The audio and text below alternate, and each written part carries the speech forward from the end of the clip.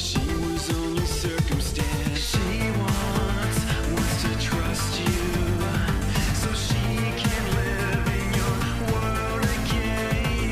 The edge, your eyes and your mind, see her as the cause of your crime. Somewhere deep inside you, she still lives just like she used to. At the end and almost out of your mind, she was never the cause of your crime.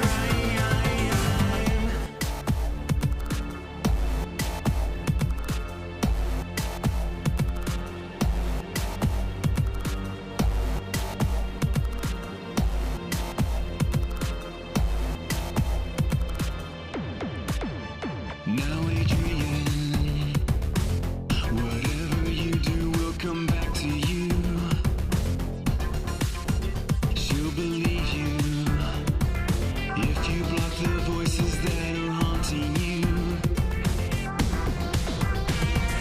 She wants to trust you, so she can live in your world again.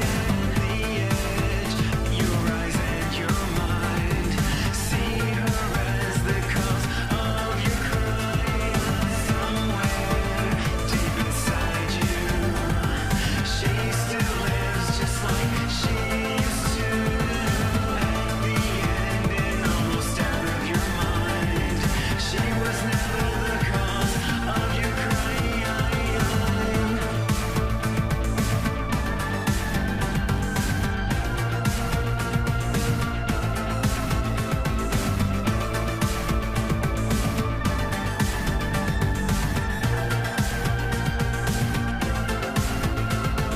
She wants to trust you, so she can live in your world again. The edge, your eyes and your mind, see her as the cause of your crime. Somewhere deep inside you, she still lives just like she used to. At the end and almost out of your mind, she was never the cause of your crime.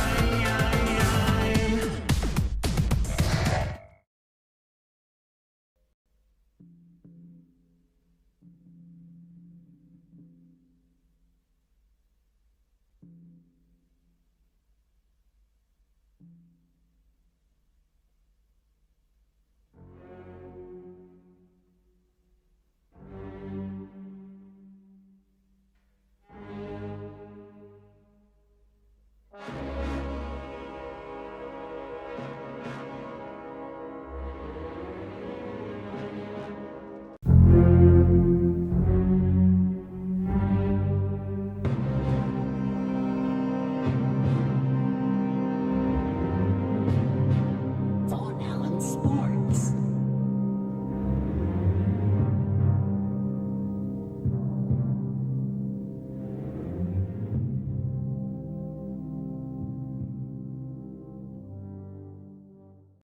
This is Patriots linebacker, Super Bowl 49 champ, Darius Fleming, and you're watching Von Allen Sports. Real and honest NFL analysis. Subscribe now. Join the empire. Von Allen Sports, let's go!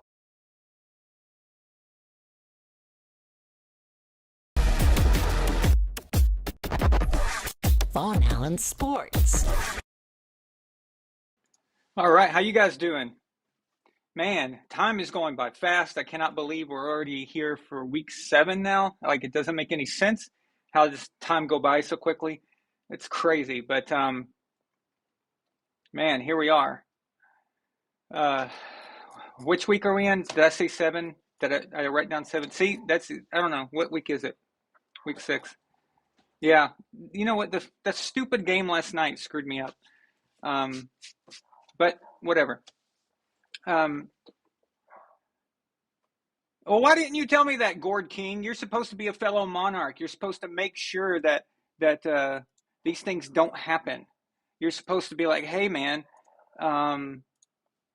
what are you doing? Why did you do that? You know, We're supposed to be like buddies, you know? You're supposed to help each other out. Look how fast that changes. Wow. Okay. So, yeah, week 6, whatever we're in. All right. That game last night was garbage, and I don't like the Thursday nights. I don't like the Thursday night football. Can we just get rid of it? Can we just trash it?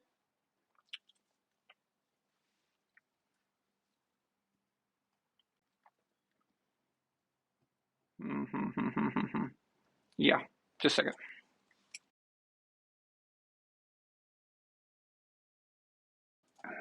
Yeah, so that game last night was awful, and that's 2 Thursdays in a row. 2 Thursdays in a row. But what did you expect when you matched up the DC Criminals with the Chicago Bears? How bad do the Bears have to suck to lose to these guys? Seriously, like, I mean, I I had some interesting. I saw some interesting fallout from that game, and it had to do with their coach Ron Rivera. So we have a lot of stuff to cover tonight. Yeah, Milena walked in and she thought that I was asking. She was asking me if I was watching college football because of the way the uniforms look. So those Bears uniforms were awful, clearly, but it was the DC Criminals outfits. Their logo, that W, it looks like you're watching Washington State or Washington University or some kind of something like that, right? It looks like some kind of university, but I told her, I said, no, it can't be college football because the college game would probably be better quality than what we were seeing last night. So it's a lot about the matchups as well. You can't schedule matchups like this one. You can't. What in the world? Someone's sitting around going, I think the Chicago Bears versus the DC Criminals is something that America has been dying for. It's the game you all wanted, the game you all needed, and we're finally giving it to you. That, like, who's sitting around thinking this? Honestly, if I was Amazon, I'd get my money back. I would, if I was any kind of provider of any type, I would never, ever invest into Thursday night football.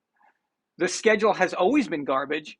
It's always been garbage forever. Like, as soon when they started that, I can't remember exactly what year, but I think it was around 04, maybe 05 or something like that. They started doing every Thursday night after Thanksgiving. So what happened was that they started in Thanksgiving Thursdays and then Thursday every week until the end of the season. That's what they would do.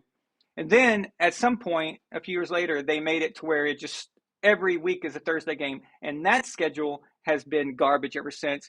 It was originally promoted on NFL Network. That was the kind of promotion to get people into the NFL Network, and they had NFL Replay and all that stuff back then. It was just, I don't know, but some really bad matchups. If you guys remember, actually, in 2007, the Giants versus the Patriots, Week 17, the record-setting game, that was actually scheduled for NFL Network. That was scheduled for Thursday Night Football. That was in the early days of that. And then they simulcasted it through CBS and NBC and everybody else because it was such a, the Patriots were going to go 16-0 possibly. So that's what, and then of course they did.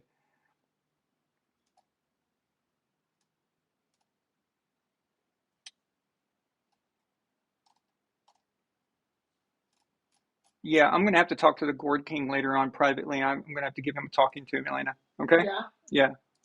So I'm very upset with him. All right. Whew. These damn Thursday things, because on Thursday Night Football, I see it's like, it's confusing. It's just, I hate it. I've always hated it. Always hated it. I just don't like it. It's annoying. But anyway, let's get to some things. So here's what we got to talk about tonight. We have the owners going nuclear on each other, which is something I love to talk about because I keep up with these guys.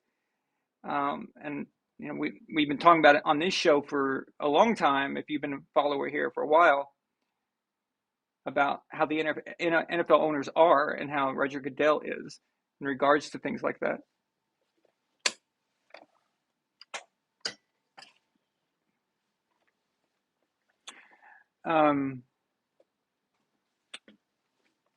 Yeah, thank you. Okay.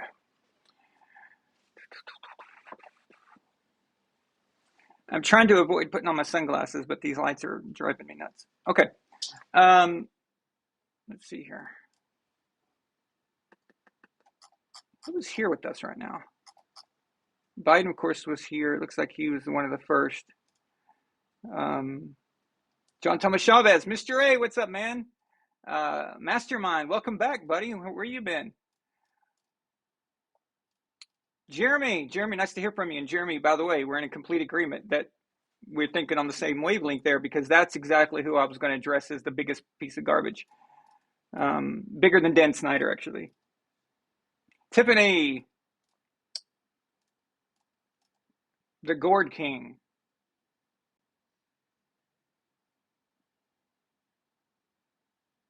Are we going to have a war, Gourd King? Gourd King did some misinformation. He lied by omission to make our empire look bad, so his empire looks better. That's what it was. It was an evil plan. Okay. Golden Eagle, what's up? Nice to see you here. Patriot King, I'm glad to see some of you guys back here. I haven't seen you guys in a little bit. Or you haven't been in the chat. I don't know if you've been watching, but Nightwalker, all the way from Germany. Patriot King, let's see. I already said Nefertiti, of course. Milena. Salman Batar, what's up, man? James Johnson, hey. Okay, Satire Junk. All right. I know, Gord King, you would get some serious funding. You would, as long as you're willing to funnel it back to them. So, are you willing to do that?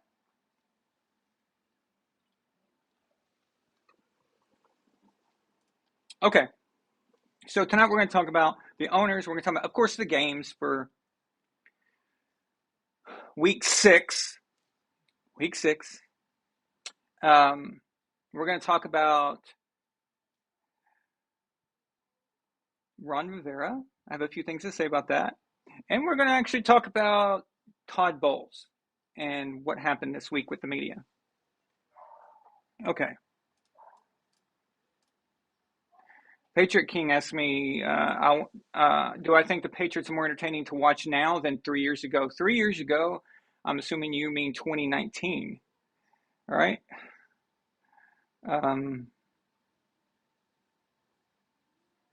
No, 2019 was entertaining only because I still believed that there was a shot at a Super Bowl. I never doubted, as long as Tom Brady was there, I never doubted. I was frustrated with certain things, but I was never like mentally out of it or, no, I always believed, that Titans defeat in the wild card, that was shocking. That was utterly shocking. I thought at the very least to get an AFC Championship appearance.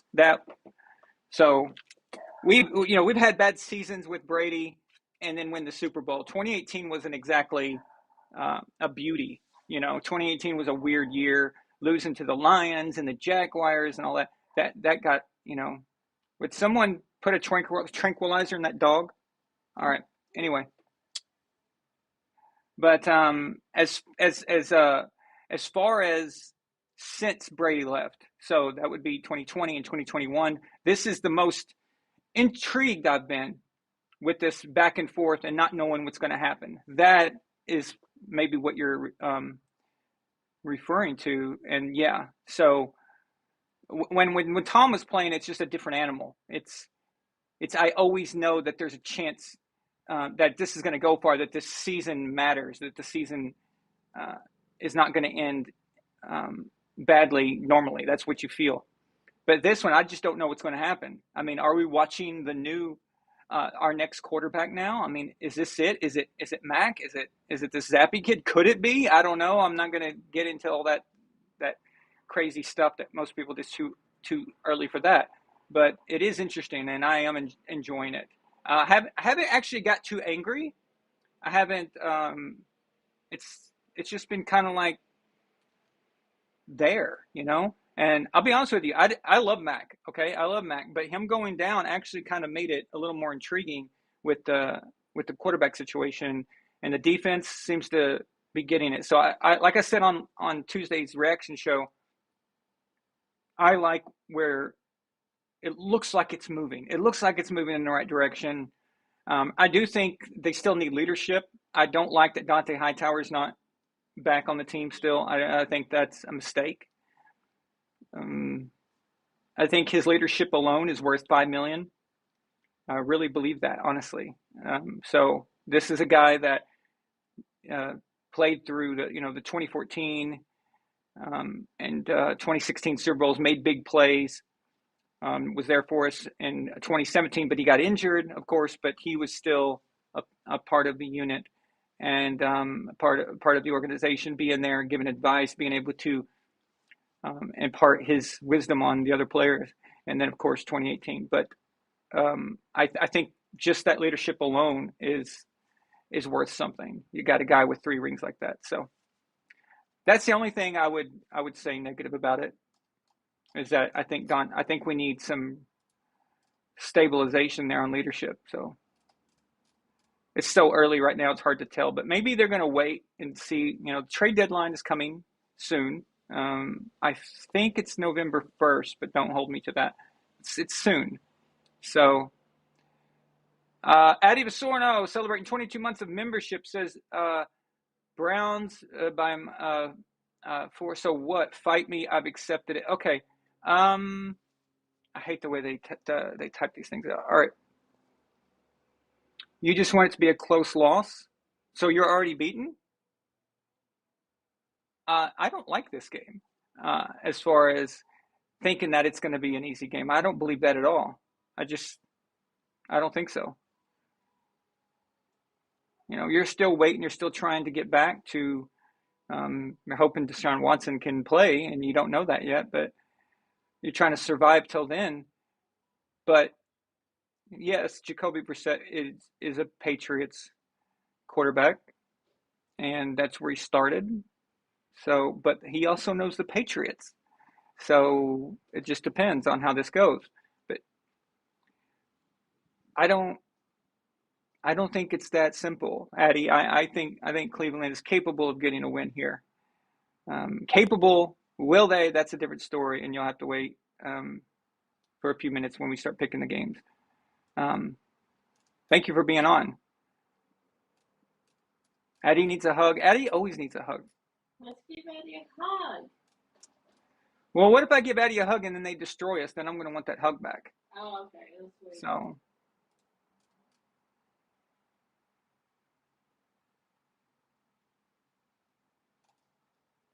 Yeah, and the schedule, Biden made a good point here. The schedule is favorable in a sense. I think the Colts are going to get better. I don't think that's going to be a walkover game. But after the Bears losing to the DC Criminals, I'm not so sure what they're about anymore. Jets, who knows? Division game. Jets sometimes look good, sometimes they look crappy. But it's feasible. Yeah, it's feasible to have a good record by the end of this. But he's already saying they're going to lose. So, we have a super chat from Zigzag 146 Zigzag. He didn't say anything, but thank you. Yeah, whatever your next message is, I'll post it as if it's a super chat.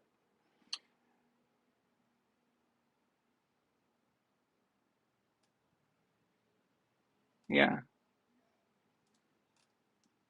Thank you for the super sticker, Nefertiti.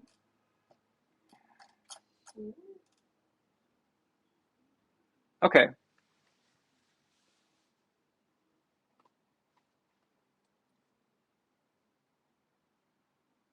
Yeah, Tyree, the problem is we lose all those games and then get a high pick, and Belichick is going to piss it away. He'll either trade it, for a bunch of other stuff, and we're just get more random unknown guys that never work out or something like that. I mean, I don't know if that's the way to go. It's never seemed to work out before in the past. I mean, sometimes it does, but I don't know what he would do with it. Um, the offense is kind of the problem. It's always the problem. So if it's in order to get a high pick, we'd be expecting some kind of, badass wide receiver, or maybe possibly even a quarterback, um, and he'll find a way to screw it up somehow. When it comes to defense, I don't argue with Bill. I see him take a linebacker or somebody or defensive end in the first round or whatever. I'm like, okay, all right, cool. There's got to be a reason why he took that guy. And more times than not, they turn out well. So I don't argue with that. But offense is the problem. I think Bill needs to stick to building offense, probably free agency, and maybe letting some other people get involved in that. That's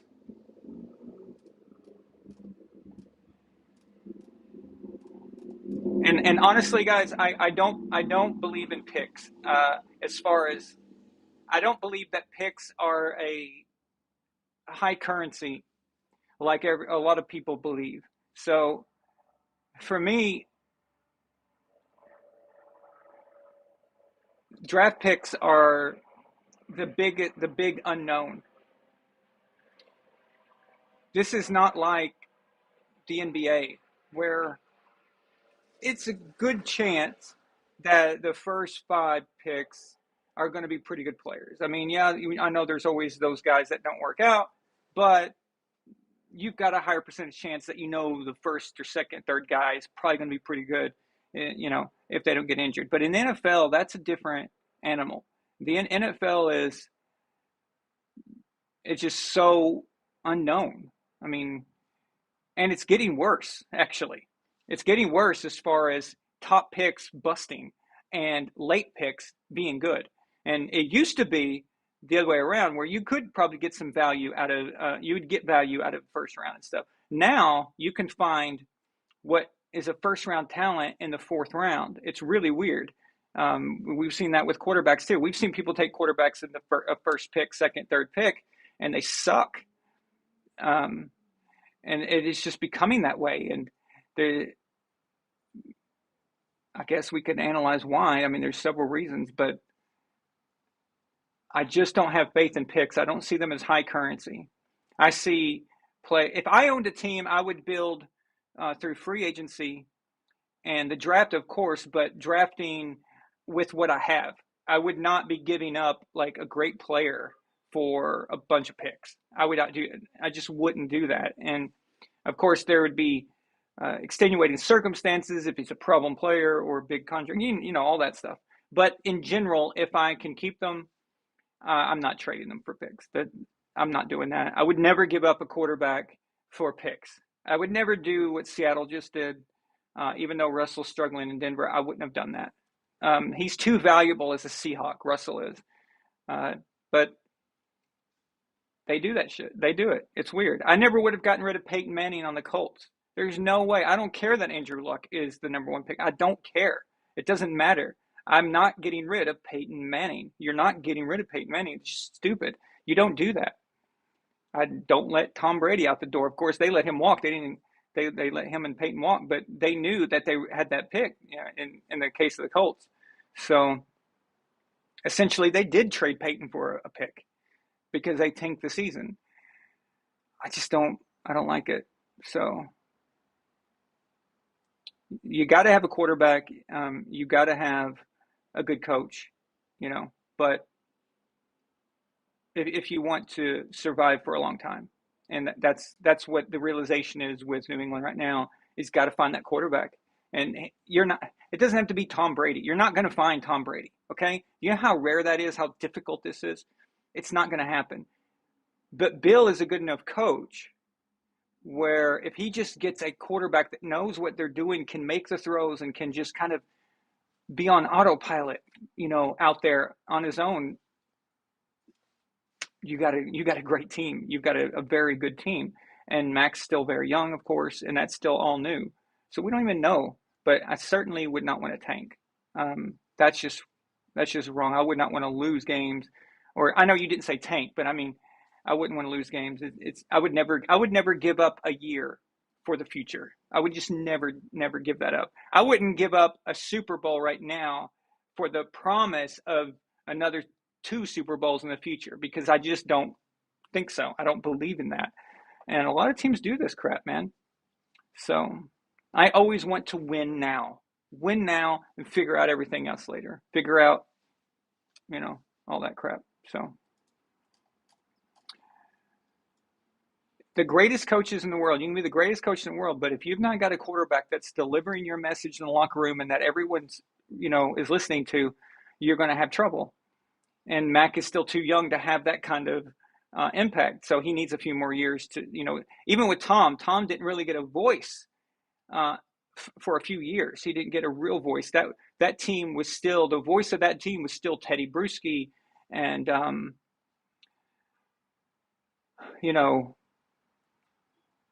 that basically the defense itself, like all the guys on defense were the Willie McGinnis type and Mike Vrabel. Those guys were really the voice of the locker room, and they started all the trends and the chants and everything. And it took a while. Ty Law, I remember, was very vocal in the locker room. Lawyer Malloy, even though he got sent away after the 2002 season, but he was a big voice in the locker room. So Tom was able to kind of level up as the years went by. So Mac needs time for that if Mac is the one. So that's what I'm saying about Dante Hightower. That's why I want him back, because I think you need that.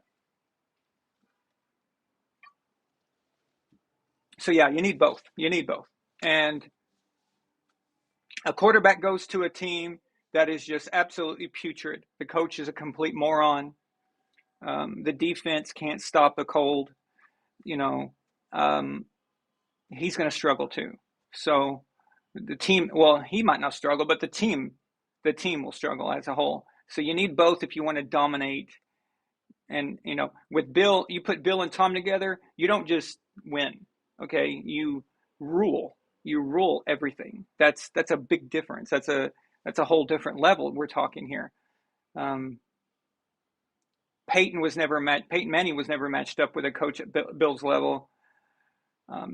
I think that if Tony Dungy was a overall better coach of the overall team itself, he wasn't bad. I'm not knocking Tony Dungy. I'm just saying that if he was like elite level, like a Bill Walsh or Belichick or Bill Parcells or something like that, right? I think Peyton gets a few more Super Bowls towards the end, and I doubt that he ever leaves Indianapolis. So things change in that sense, but it didn't happen. So, and you just never know. Although Peyton did throw a lot of picks in the playoffs, that was his fault. Anyway, I don't even know how I got on this subject. All right.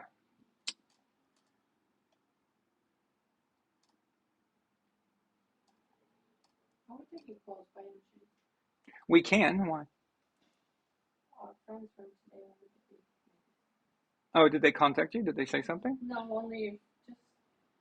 Yeah. If I take calls tonight, I will put the link in the chat.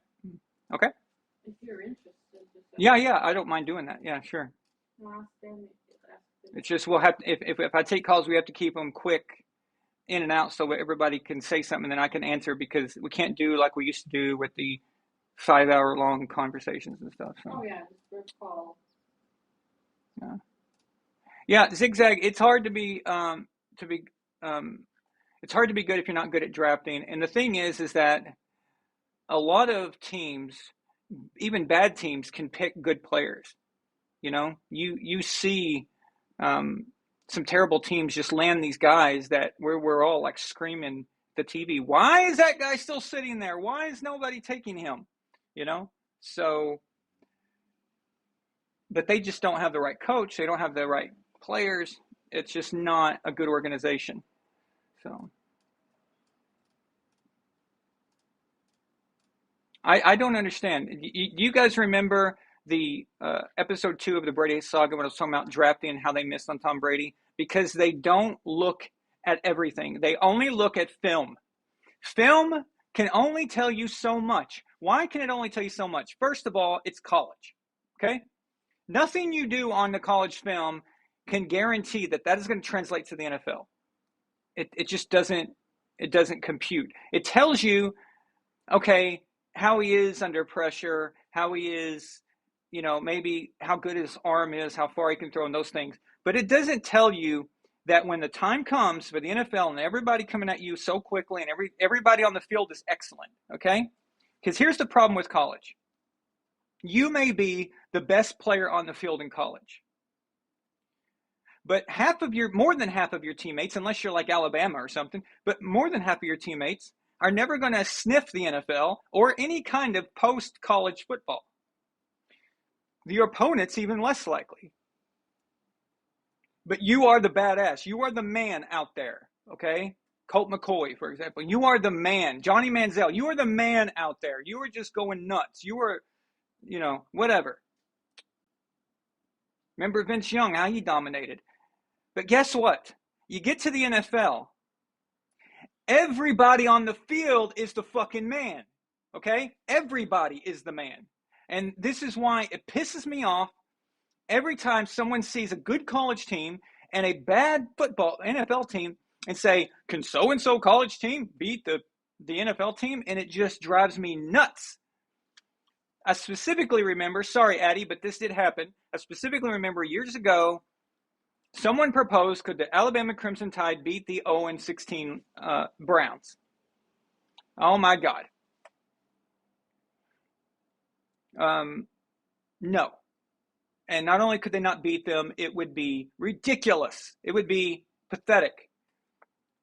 Every single guy on that NFL field is the man, okay? He's the man where he came from. He's the best of the best of the best. As where you may be the best player in your state, you may be the best high school player in your region, the best college player in your division, but this is the NFL, dude. Everybody's good. And that doesn't tell me a lot. If I'm going to use a first pick overall on this guy, I need to know more. The film can't tell me all that. The film cannot tell me that. I need to talk to this person. I need to speak to him. I need to interview him, ask him questions, and not just questions about football. I'm talking serious, real questions. How does he think about the world? How does he see things? How does he speak to others? How does he get them to listen? What's his personality like? Is he a dumbass? I mean, is he not paying attention? Is he looking at his phone? Is he looking around the room? And is he uncomfortable talking to me? Those things are red flags, man. All right. And these happen all the time. They see these red flags in the interviews and they still take these guys with the second and third pick. I discounted Mitchell Trubisky the moment I saw his interview. The moment I watched his interview, I was like, no, this guy is not. Nice guy, doesn't have it. Then there's guys that are slam dunks. Andrew Luck, slam dunk, okay? Even RG3. I thought RG3 should have been a good player. We all know how that went down. A lot of mismanagement on him as a player. But he was, his first year, his rookie, you guys remember, with the Redskins, he was a pretty damn good quarterback, and it was working. But still, I saw he had that thing about communicating with others. Russell Wilson definitely had it. He was my favorite quarterback out of that draft. But some of these guys, you gotta dig deeper, and these teams, for whatever reason, won't do it, and they don't look deeper. They go with what the owner wants. The owner wants this big name guy, because he'll sell T-shirts. But does that mean he's the guy that's going to help you win? No. So if we did a redraft, okay, you know how they have those sometimes, NFL Network does the redrafts. If you redraft the 2000 draft, who goes number one overall? Tom Brady does, right? So first pick in the NFL draft in 2000, Tom Brady from Michigan. Imagine that. So you missed on every single thing about who he was. What did he have? Why was he looked at? Why was Dick Rabine of the Patriots, why was he looking at Tom? He didn't care about throwing. He didn't care about 40 time. He cared about this guy keeps bringing them back every time they get down. And who did they get down because of? Drew Henson. the elite player, the guy who was the best at his region, the guy who was the best high school player, and the guy who was the best college player, and all this crap.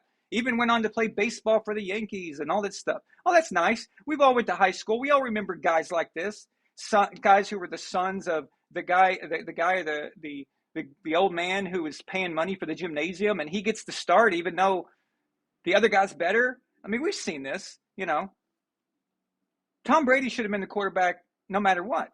But they offered Drew Henson all of that to be there, and he said, if you don't play me, I'm going to go do something else. I'm going to play baseball. So they made a business decision and not a winning decision, or what they thought was a business decision. But, they just didn't look. They didn't look hard enough, and they get in their own way. These guys are arrogant. You guys read that book on Belichick? And these are quotes. Some of these are quotes where his coaching staff said, we could win all these rings without Brady. You could give us a top 15 quarterback and we could win with them. Do you remember that arrogance? Do you remember that kind of arrogance? That's what we're dealing with, these type of people. And now you wonder, people wonder why they don't pick certain guys. A lot of it is ego. It's personal ego. And they just don't dig deep enough, man. And it actually bothers me. It pisses me off quite a bit, especially during draft time.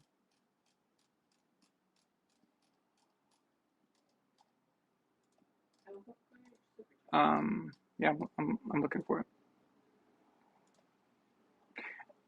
You mean Israel? No, for that. Okay, I'll go back. Sorry.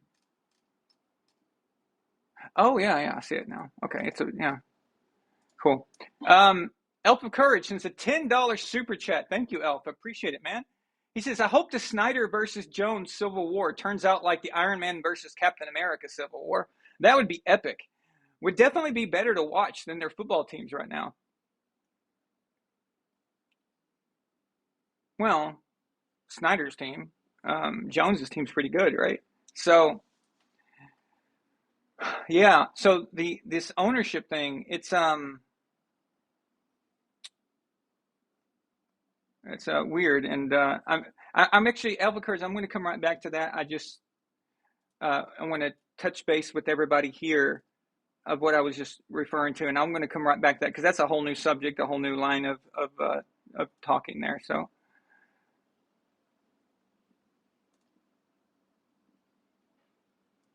Patriot King says, I don't know. I think the Bucks and Chiefs Super Bowl. There is no way the Bucks didn't use Bill Belichick's defense.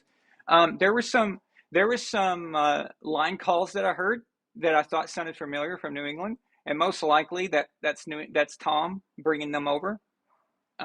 They disguised differently, but you're right. There were things that I saw that reminded me of Bill, especially all those coverage sacks, or what should have been coverage sacks, because Mahomes is just running around like an idiot, and he was being sacked by 3 and 4 rushers. A lot of those were coverage sacks, and you know how Bill loves to do that. But most of all, if you want to see the Patriots way of doing things, it's on the offense. You would notice it was so obvious with the Bucks when Bruce Arians' way of doing things switched to Tom's way of doing things. And Tom's way of doing things is the Patriots, Earhart Perkins offense.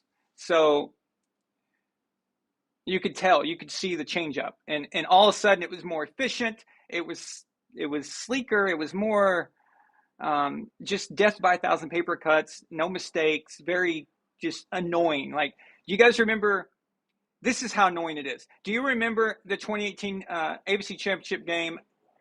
Tom is driving at the very end, and he needs he has so many 3rd and longs in a row, right? And on those 3rd and longs, each time he just keeps hitting Julian Edelman. And after a while, the guy guarding Edelman just was sitting on the ground. He just threw his hands up. He's like, ugh. Like, how am I supposed to stop this? How are you supposed to stop it? That's what I mean. It's annoying. It's down to down to down to down to down. It's not throwing it 75 yards and beating some guy on a big route or whatever. It is a death by 1,000 paper cuts, and it's very frustrating, very annoying. And that is when you would see the Bucks start to really play well, and then when they saw their shot, they would take a Bruce Arians, risk it or biscuit kind of thing, which is an okay mix if you balance it right. I was never fully against the Bruce Arians way of doing things. I just didn't like it when the timing of when these things happened, and that was my biggest problem. So, okay.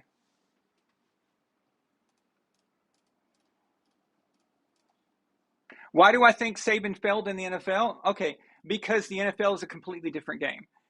It's a different mentality, and recruiting is different. So when you are in college, if you are a head coach who gets to be a head coach of a elite university or big, when I say elite, I don't mean like Harvard. I mean like football elite. Okay, so known for being a big football town where everyone wants to go to and all the talent, and you've got boosters and all that dark money. The bag men that give them dark money, they do that. Don't pretend like your alma mater doesn't do it. They all do it.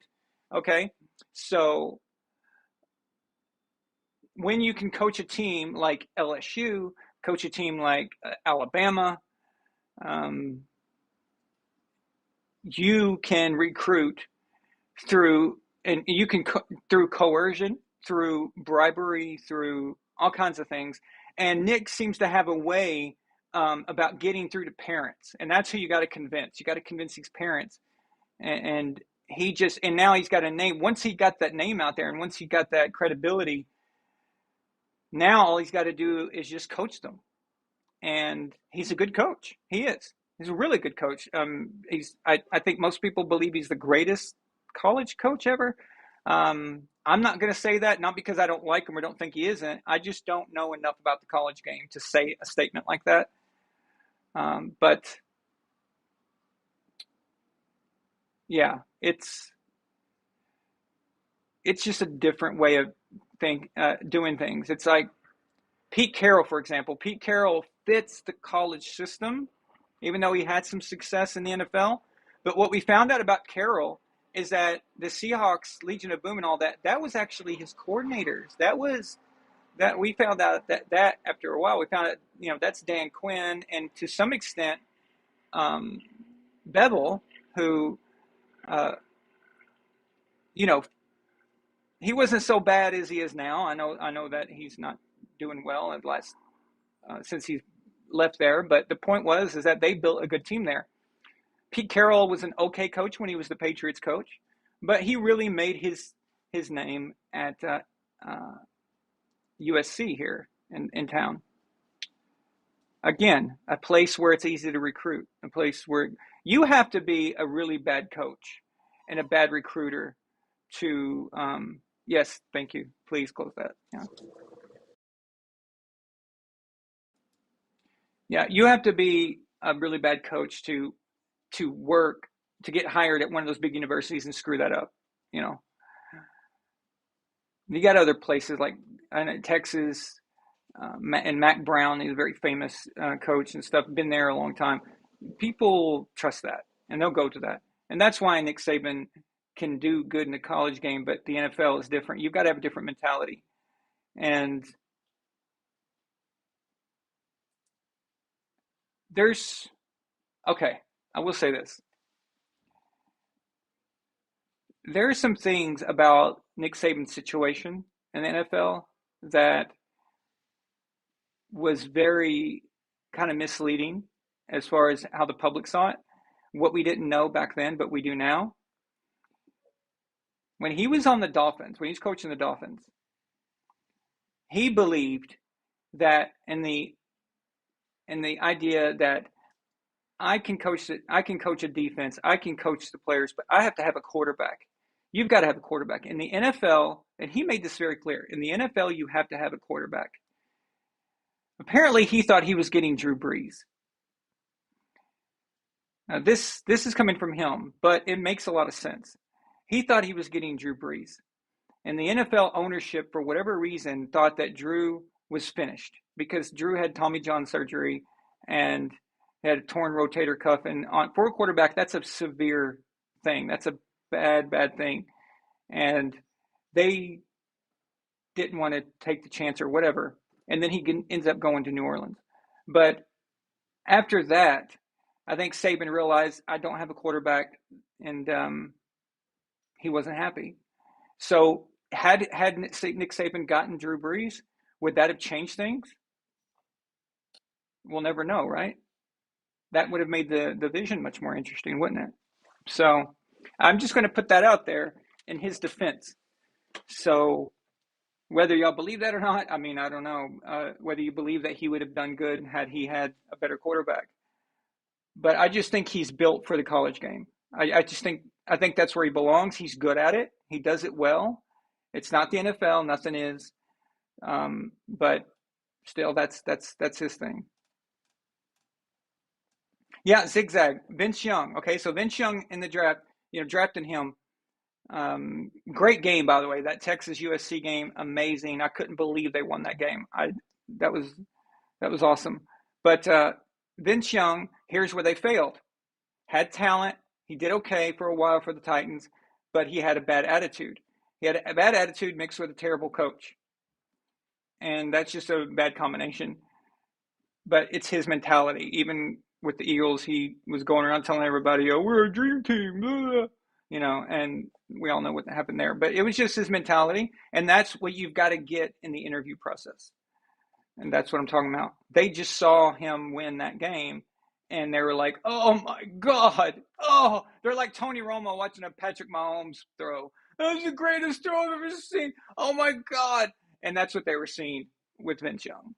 So.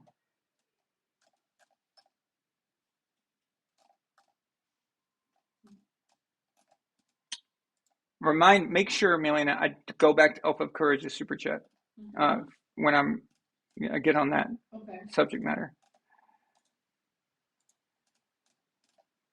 Israel sends a $2 super chat.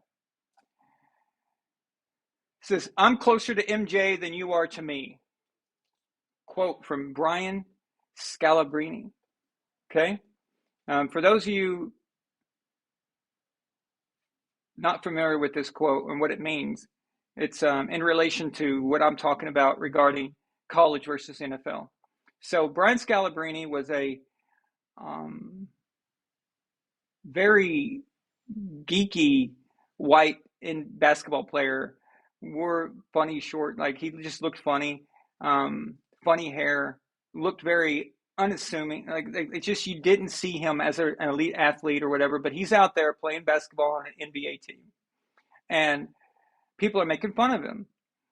And his response was, "I'm in the NBA, which means I'm a lot closer to being Michael Jordan than you are." Meaning his critics, right? And in reality, that is absolutely true. So if you put all people on a scale, and you've got Michael Jordan here and everyone else starting with the worst athletes in the world right here, Brian Scalabrine is right there. Right? So on a scale that big, it's almost indistinguishable. So he's right. That's true. And in a sense, this is kind of what we're talking about with college and NFL. So it's an insult. It's an insult to say these things. The NFL team would just absolutely annihilate the best college team. It would be a destruction. It would be bad, very bad. You have to keep in mind, even the 0-16 Cleveland Browns or the 0-16 Detroit Lions. I think that was in 08 when the Detroit Lions went 0-16. Go back and look at a lot of their games. How many games were close or games that could have been won? Had they just won one game, now we don't think of them as the 0-16 team. We think of them as the 1-15 team. And we've had a lot of those. Or what if they won 2 games? All of a sudden now you think they're capable of beating the Alabama team? You see what I mean? It doesn't make sense. It's like the top 10 ranked defense. Oh, they're 10. Oh, but this team's 11th, but the point differential is 0.01. Okay. So that 11th team sucks now, and the 10th team is better and good, right? It's just you've got to look at things for what they are in reality, and that's how it works.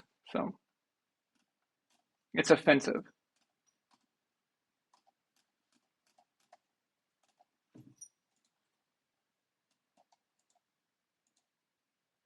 John Thomas Chavez celebrating 22 months of membership since a members chat says Dan Snyder brought Dwayne Haskins because he went to school with his son. And Dan's also the one who wanted to bring Carson Wentz to the team.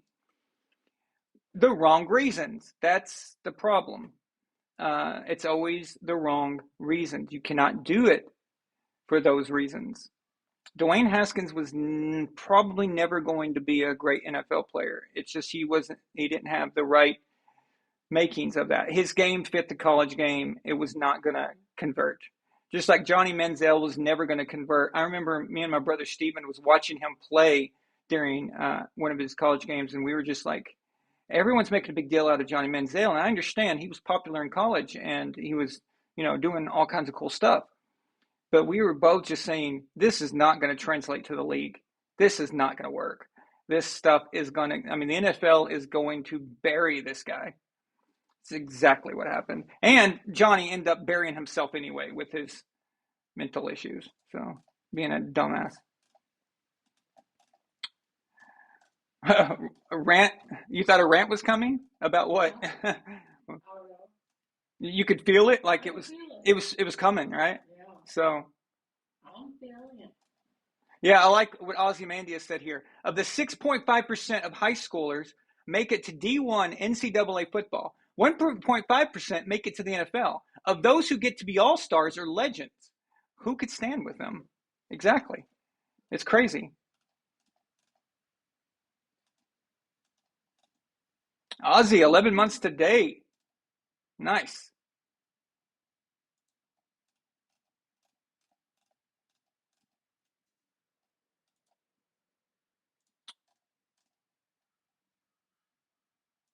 Mastermind celebrating 12 months of membership, sending a members super chat. It says Captain Goodell, the owner, Civil War.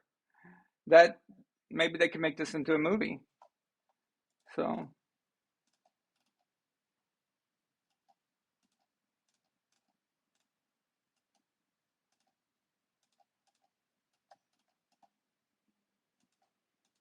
yeah, zigzag. I agree. And yeah, in fairness to Nick, his approach is a college fit. Yeah, and he's great at what he does. And I don't take anything away from him for that.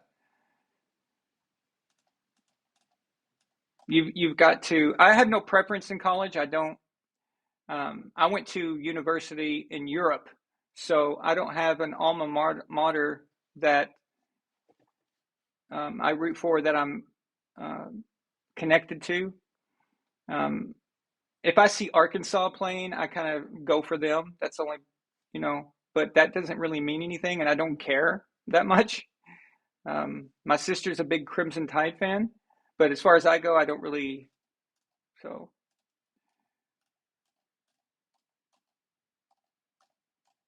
okay. Addie, looks like Addie's next. Addie sends a $5 super chat and says, my school didn't use a bagman. Granted, it was a trade school without a football team, but still. Addie.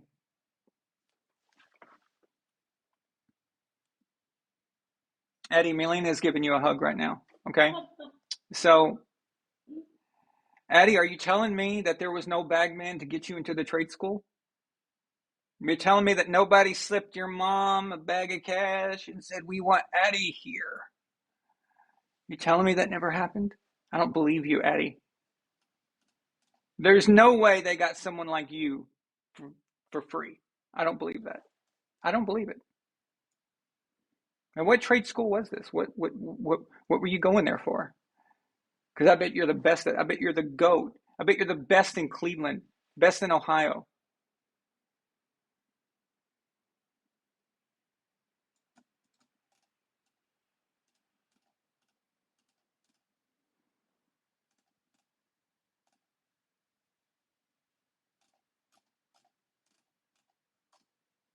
Elba Courage is a $5 super sticker. Thank you so much. And remember, guys, if you guys send a super sticker, that's to me, that's a super chat. So if you want to ask me a question, make sure I see it and put the @ sign, and then Milena will make sure I don't miss it.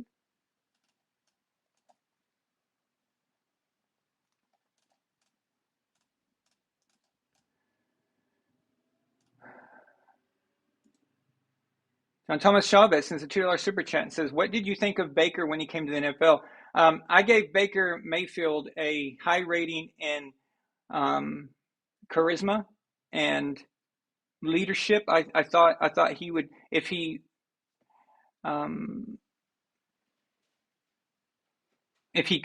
had the ability to probably lead guys and guys would follow him. He said the right things, and I liked it. He kind of had an edge to him, almost like the NFL is not too big for me, kind of way about him. As far as his playing, it was just a standard college quarterback stuff that don't really matter to me. But I think on a scale of 5, I think I gave him like a 4.0 rating, something like that. I probably missed on that, so I don't always get them right, but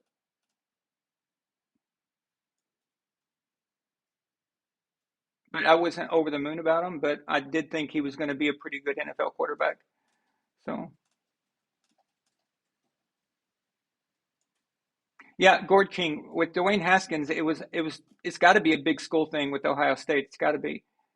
I didn't think he was that good. I remember Max Kellerman on live TV making a big deal because the Giants took Daniel Jones instead of Dwayne Haskins, and I was like, why is Max Kellerman making such a big deal out of this? He's acting like Dwayne Haskins was, they missed on Brady or somebody. It's like, or they missed on Mahomes or something. Like, what are you making a big deal out of? Daniel Jones, I wasn't high on him either, but he was acting like Dwayne Haskins was the slam dunk or something. It was just so lame. It was so stupid, and you could tell it was just forced. It was forced. It was a forced reaction.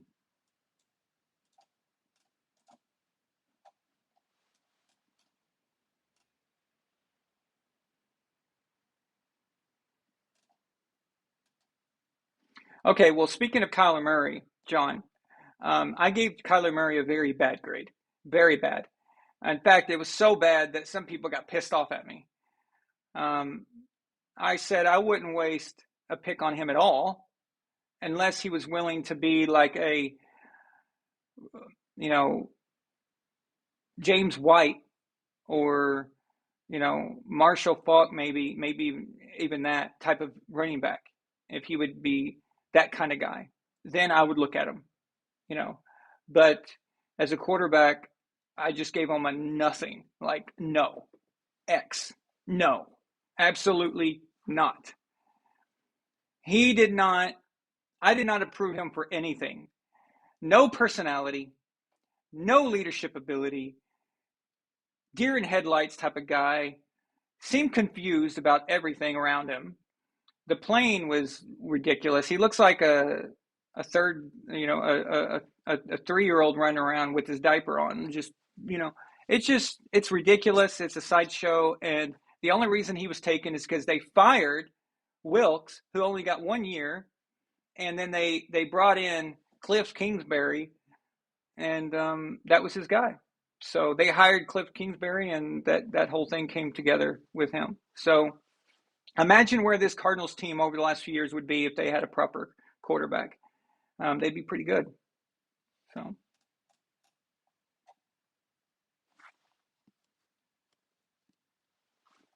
Cliff Kingsbury.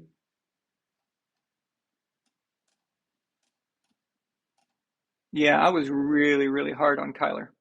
I know, Milena, football baby, but I was harsh, absolutely harsh.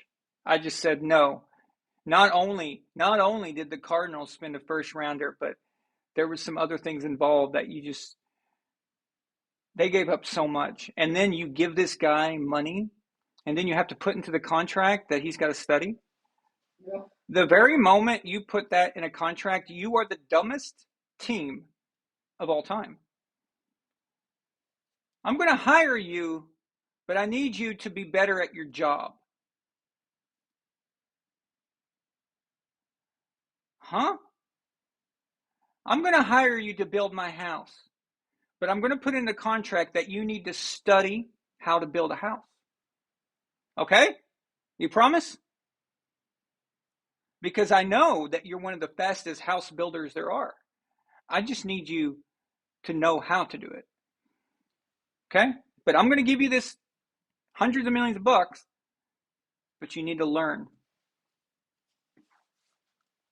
That's the Cardinals' fault right there. That's on them. He didn't have one thing that I thought was impressive. Again, I don't care about the throwing. I don't care about the deep ball or whatever. Those things can be developed, by the way. Those things can be absolutely developed. That's with training, timing, work, coaching. All those things can be fixed. Aaron Rodgers' footwork was fixed and corrected by the Green Bay Packers when he came into the league. It was awful. It was just terrible. That got corrected. Tom Brady increased his arm strength as the years went by just by form and timing and different workout regimens. So these things can be altered. These things can be, but you can't fix who they are as a person. You can't fix that it factor and the heart and all that. You can't fix that. That's got to be there. It's in that human, and it's never going to change.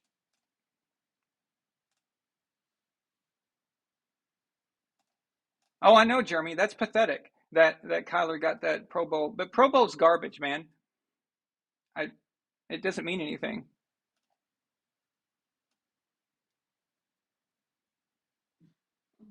Yes, Gord King, very, very good point. Daniel Jones is a great example of why being coachable is important.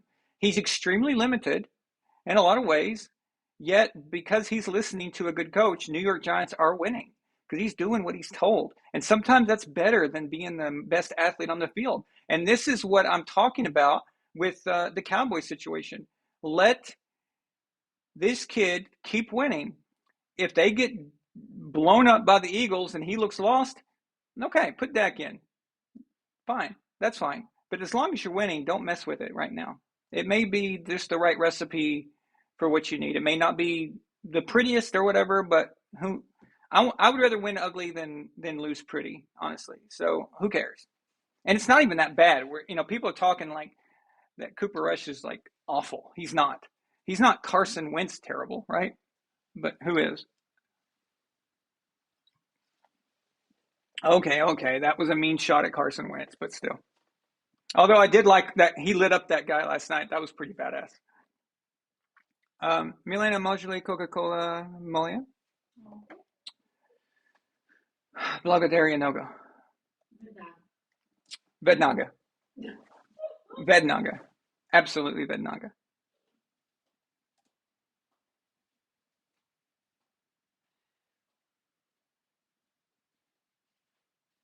The problem with Carson Wentz, and that's what we're going to talk about next, because this game just happened last night. So the problem with Carson Wentz is I've been low on him since the day he was drafted. Never was sold on him. But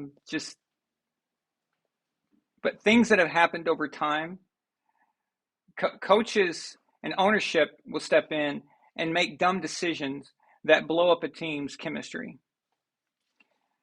I took a small shot at Carson Wentz in my Brady versus Montana documentary. That documentary was made in 2019.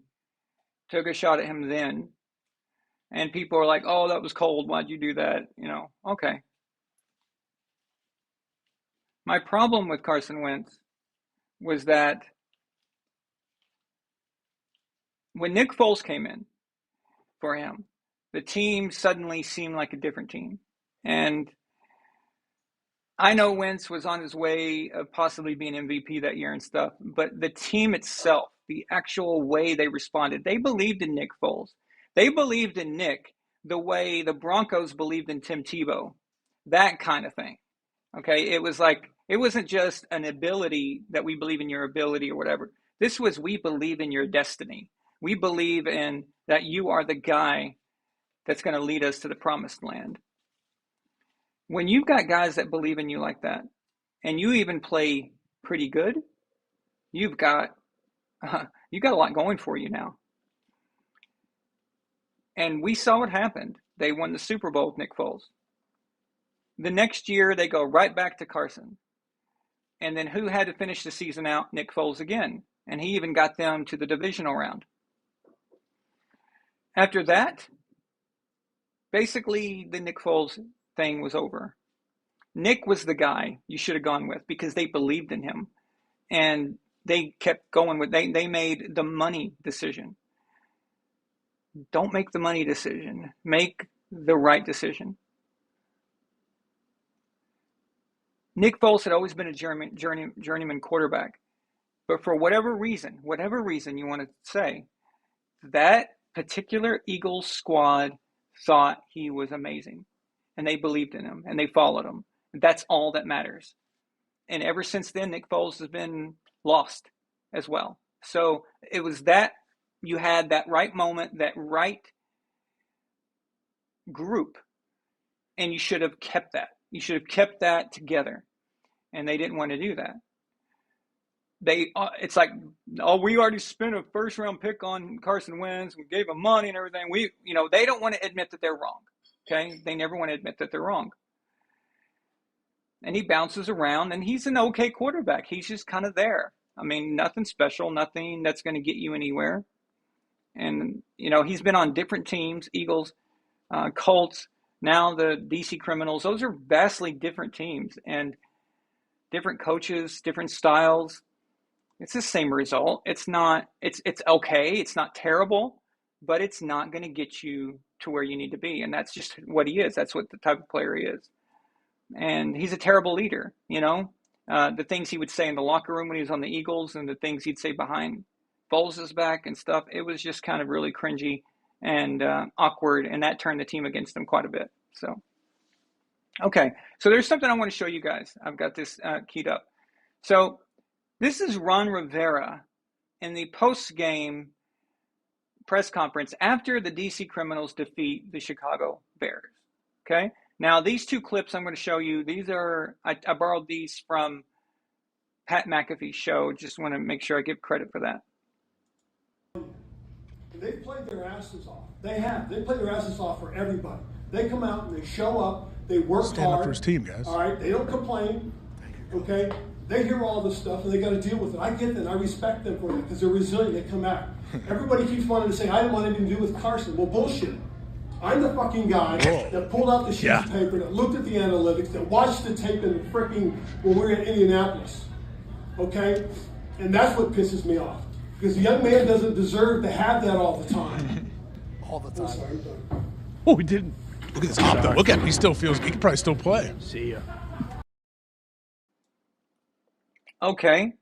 Now, normally you would think, wow, what a stand-up guy. He's defending his quarterback. He's going after the media because the media sometimes is very annoying. And sometimes, let's be honest, they deserve it. But that was fascinating to me because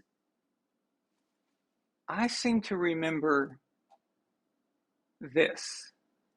The teams in the division are farther ahead at this point. Quarterback. Is that? I mean, with quarterback, like the Cowboys, for instance, they don't have Dak Prescott this season and still have been able to Well, win. they started with him, Dak, but and they build around Dak, and the offense is built around Dak. Their backup's a guy that is very solid inside of what they do. And the truth is that this is a quarterback-driven league. And if you look at the teams that have been able to sustain success, they've been able to build it around a specific quarterback. Chose the quarterback here, though. So do you have any regrets about that, or how do you? No, I got no regrets about their quarterback. I think our quarterback has done some good things. There's been a couple of games that he struggled. But you look at his numbers from yesterday, and you would say, okay, look at his numbers he's had throughout the year. There was a time he was, very solid. And then, we had the unfortunate Philadelphia game, and he struggled a little bit in the Dallas game. But the way he performed yesterday, it just shows you what he's capable of. And we chose him because we believe in him. We chose him because we looked at what we felt were things that pointed towards him. Okay. Wait a minute. Hold on. Last week, they asked you, what is the key thing of why the Giants and the Cowboys and the Eagles are looking good and your crappy team isn't? And he answers with one word: quarterback. Could you bury your quarterback any deeper? All right. This is not a shovel and you're burying your cat in the backyard. This is bring on the cat, the bulldozer. Okay. Bring it in, dig it up like you're trying to find, Noah's Ark inside a mountain. Okay. I'm talking deep. And then you just shovel that shit on top of Carson Wentz. That's exactly what he just did. And now this week, he has a freaking meltdown defending him. And I just like, what the hell? That is a massive overreaction. That's damage control, like trying to go too far the other way because now you'll win a game, so you're all happy and excited. But wow, man, this guy's something else. The problem with Ron Rivera is that he's kind of just an okay coach. I mean, they had that 1 year with the Panthers where they went 15-1. Cam Newton was MVP. They go to the Super Bowl, and of course, they lose. Cam doesn't jump on the fumble, and they could have won that game actually. So they had that, and that's his claim to fame. And he keeps getting jobs, and keeps getting paid, and stuff. And again, not terrible coach. They, the Panthers were a pretty good team for a few years there, but nothing special. And it's just the DC lizard people. I call them different things. DC lizard people. I refuse to call them Commanders or Washington because I will not destroy George Washington's good name by referring to his name with these idiots. But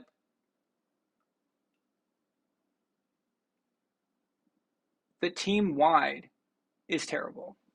It's just a bad team. And as much as I like to rag on Carson Wentz, it's not just Carson. So, whatever, man. That was last week. That was deflecting, trying to save your ass. And now this week, you're like, oh crap, I buried this guy, and now I've got to make up for it. So I have a fake, planned outburst, and that's what he did.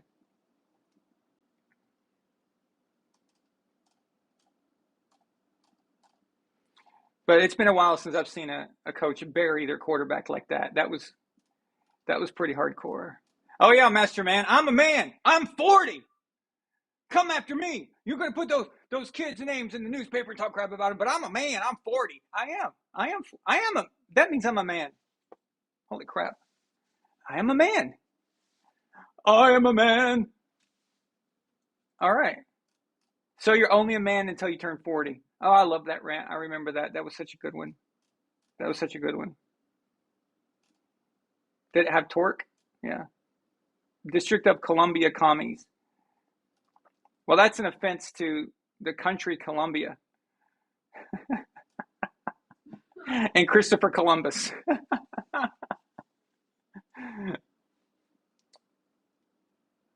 Wow. I'm a man. I'm 40. Yeah, it was almost like that rant, wasn't it? Like trying too hard, trying to go over the top, right? So,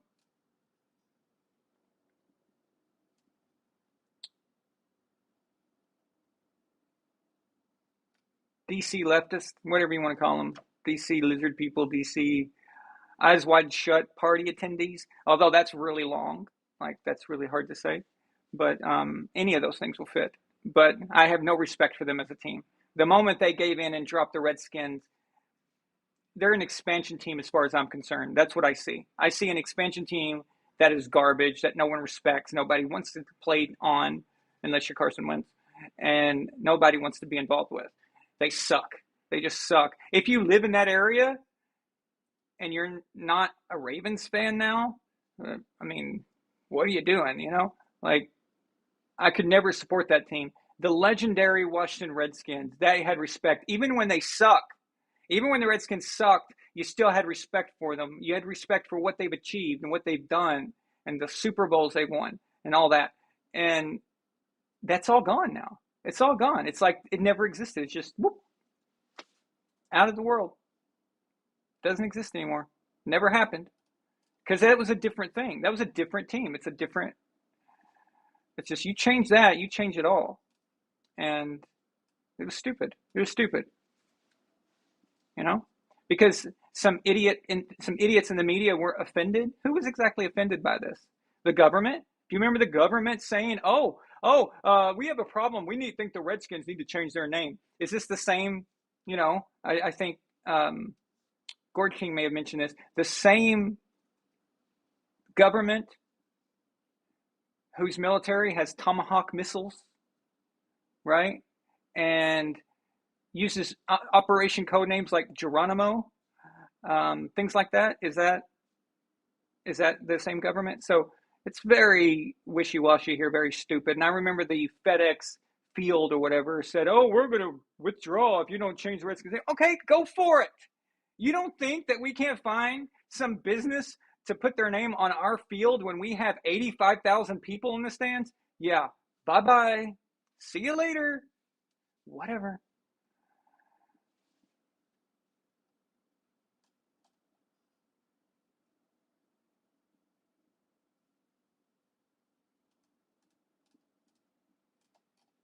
Well,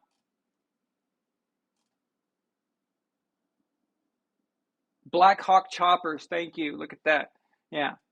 So I remember that the government was all, you know, they were all like, "Oh my God, in Washington D.C., it's got to be changed. It's so offensive." Really?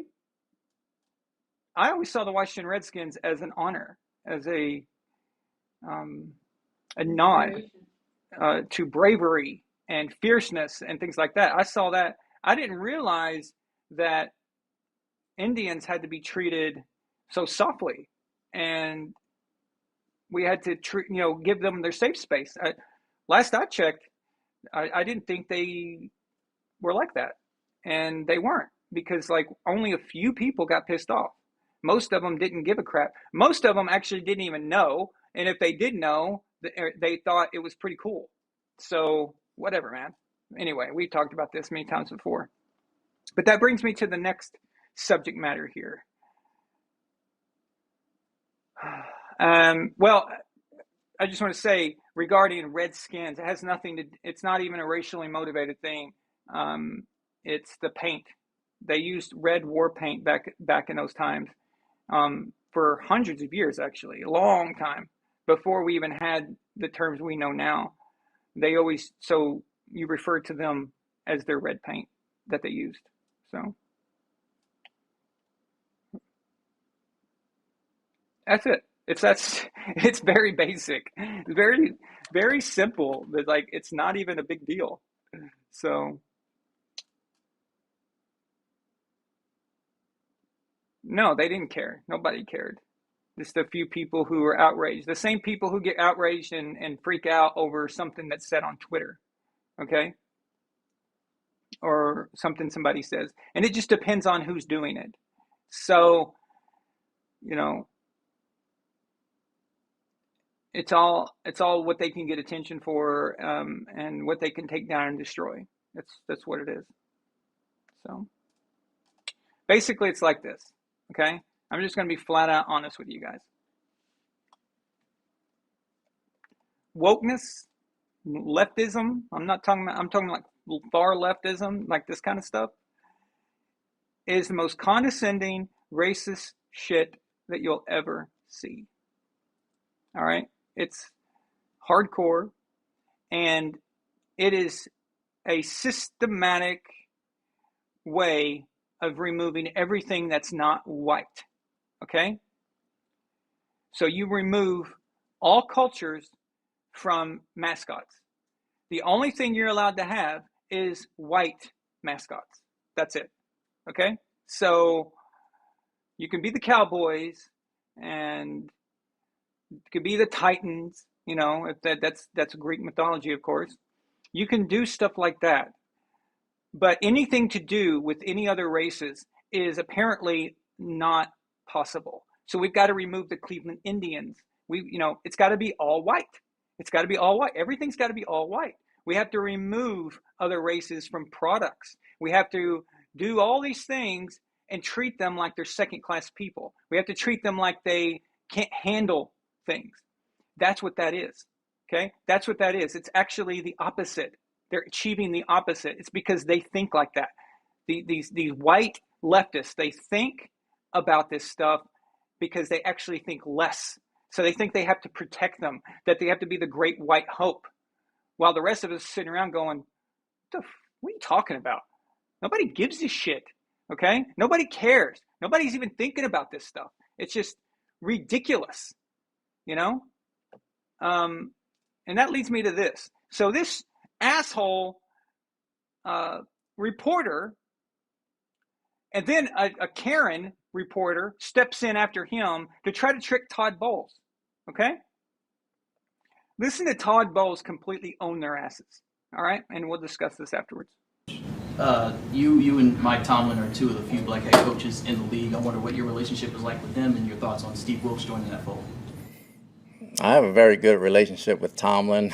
We don't look at what color we are when we coach against each other. We just know each other. I have a lot of very good white friends that coach in this league as well, and I don't think it's a big deal as far as us coaching against each other. I think it's normal. Wilkes got an opportunity to do a good job. Hopefully he does it. And we coach ball. We don't look at color.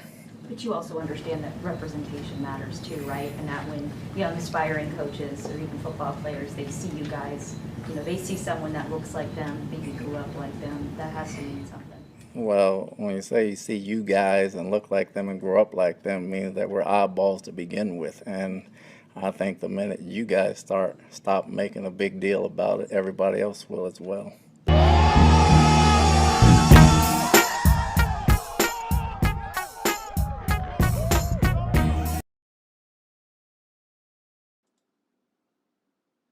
Damn.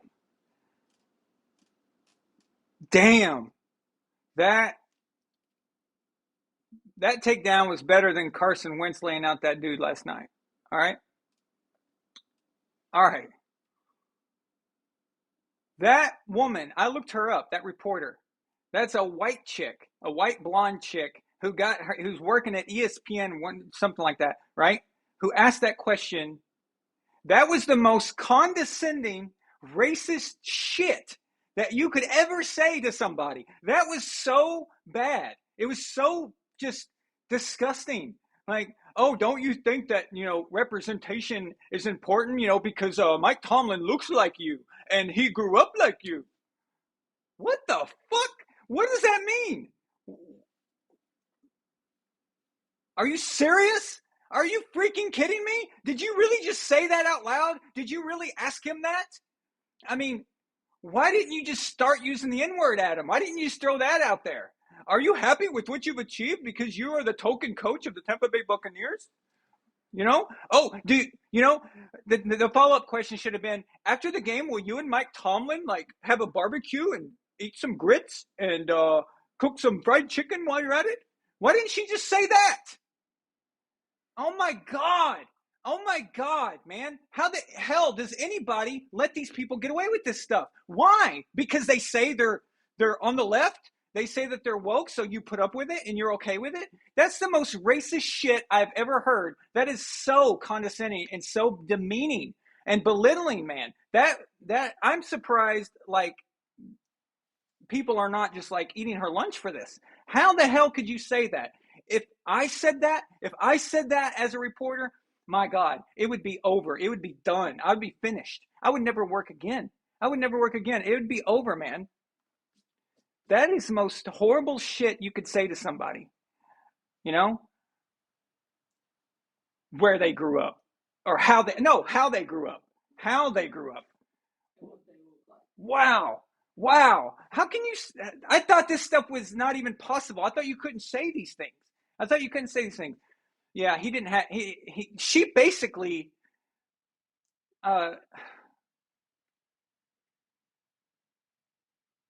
man, I it just it's unbelievable. It's absolutely unbelievable. And this stuff goes on way too much. Do you know I hadn't even thought of that? I didn't even think of it. I didn't think of it. All I knew is that Tom Brady's going up against the Steelers. The Steelers are struggling right now. Mike Tomlin's not had a losing season, so they're probably going to find a way to turn it around at some point. That was about it. I never sit there and thought about the representation and things like that. So, you just called Tomlin. That woman just basically called Tomlin, and actually the first guy too. Let's not let him off the hook. You called Tomlin and Bowles a token hire. You just called them token, is what you just did. You just said that they're there. Yeah. Well, how about this? The NFL owners, okay, for the most part, are a bunch of morons. All right. And saying that they hire based on race is probably giving them too much credit. That would mean they would have to actually use some brain cells in order to be that kind of diabolical or whatever, to be thinking in those ways. Okay? They're much dumber than that. What they really do is they hire based on trends. So they see one team do something and they just follow that. So if we want to talk about token and representation and things like that, if they really want to talk about that, let's talk about all of the Sean McVay lookalikes and all the Sean McVay clones that have been hired en masse across the league that should not be there. These are a bunch of offensive coordinators who are barely coordinators, and they're younger than some of the players on the team. These guys don't know anything about anything, and they were just hired because of that. That was a copycat issue. All right? If they just started hiring Martians, if one Martian became a head coach and did okay and became the it thing, they would start hiring all Martians. Okay? These owners are dumb and they're just stupid. But the problem is the media. The media are the ones that stokes this fire. Nobody, I'm telling you, no one was thinking this. No one. Nobody was sitting around wondering about Mike Tomlin versus Todd Bowles. Nobody was thinking this. Oh, how about this? How about after the Super Bowl? Okay? How about that after the Super Bowl, after the Bucs won? So this leftist reporter probably works for Vanity Fair or some shit, okay? Confused Mike Tomlin with Byron Leftwich. Oh, it's the other black guy. Seriously. This really happened. He actually did that. He confused the two. He started talking to him about how the offense or whatever. It's like, I think you want Byron, the other black dude, the other black coordinator. You see, this is how they think. In their minds, on their subconscious level, they think like that. They're always thinking about race. They're always thinking about what they call equality, but it's not. It's more like how they can look. These are some of the most wretched people. Dude, I live in West Hollywood, okay? They are some of the most wretched people ever that you can meet. They are most judgmental. They're the same people that will wear a shirt that says Black Lives fucking matters, okay? But then they'll lock their door the moment they get at a red light and see a black person. All right? They're the same people. The same people. And people believe it. Oh, because I voted Democrat. Because I put a black square on my Facebook page. Let me tell you something. Black people don't fucking need you. They don't need you to do anything for them. They don't want your help. They don't need your help. Piss off. Piss off with your Yale degrees or your Berkeley sociology degree that won't get you anywhere, hired anywhere, unless you're a good-looking girl so you can casting couch your way to the top with that kind of crappy degree. Or you know somebody. Or your middle to upper class daddy paid for it. And then you're wanting to talk about equality and how things really are. Okay? Yeah. So fuck these people, man. See, they got me cussing tonight. It pisses me off. It just pisses me off. It's just, I'm sick of it. I'm sick of this kind of thing. I'm tired of it. Todd Bowles can't even fucking talk about an upcoming game without asking about being the token black dude. All right? Todd Bowles is a phenomenal defensive coordinator. He's amazing. Okay? Why don't we talk about what he's going to do against this Pittsburgh Steelers? How about that? Yeah, no. Well, we want to hear what you think about coaching against Mike Tomlin, a fellow black player or black coach, because of how y'all grew up. How they grew up, what is that supposed to mean? What the fuck does that mean? How you grew up. Dude, if someone said that to me, I would be like, what are you talking about? You don't know anything about me. What are you saying exactly? How I grew up. Yeah, are you pitying me? Are you feeling sorry for me? Is that what you're doing? You think I'm weird? You think I'm odd? You think I'm strange? No. This shit keeps getting pushed out there and nobody does anything about it because of how they represent themselves. So you could go to their Twitter page just like Nick Wright. Nick Wright, okay, the king of the Great White Hope, okay? So he's married to a black girl, so he thinks that he is the hero of black people. He thinks he is the on Game of Thrones where that white girl, blonde white girl who's the main character of, I can't remember her name, and then she meets that tribe, some kind of land. I don't know where they're. I don't know much about Game of Thrones. So I just remember she's laying in a sea of all those people, and all the black people are holding up the white girl, and she's like their god or whatever. That's how these people think they are. They picture themselves as this. That's what they do. That's what they feel. All of them. Okay? If it was fashionable to lynch black people tomorrow, they would write that shit on the field. Okay? Starbucks would be making a version of their cappuccino that says, this is the all-new caramel lynch cappuccino. Woohoo! They would probably even give you like a little noose to take out with it. And you could share it with your friends. And you could go to the office in your little office parties and in your little focus groups, because you're making some fucking avant-garde website bullshit, okay? And you can share it with your friends because that's what they would do. Whatever's popular, whatever is the thing. They don't give a shit about the actual people behind this. They don't care about the people and how they really are. All these billionaires right on the field, all these social different, they care about cancer. They care about minorities. They care about this and that and all this stuff, right?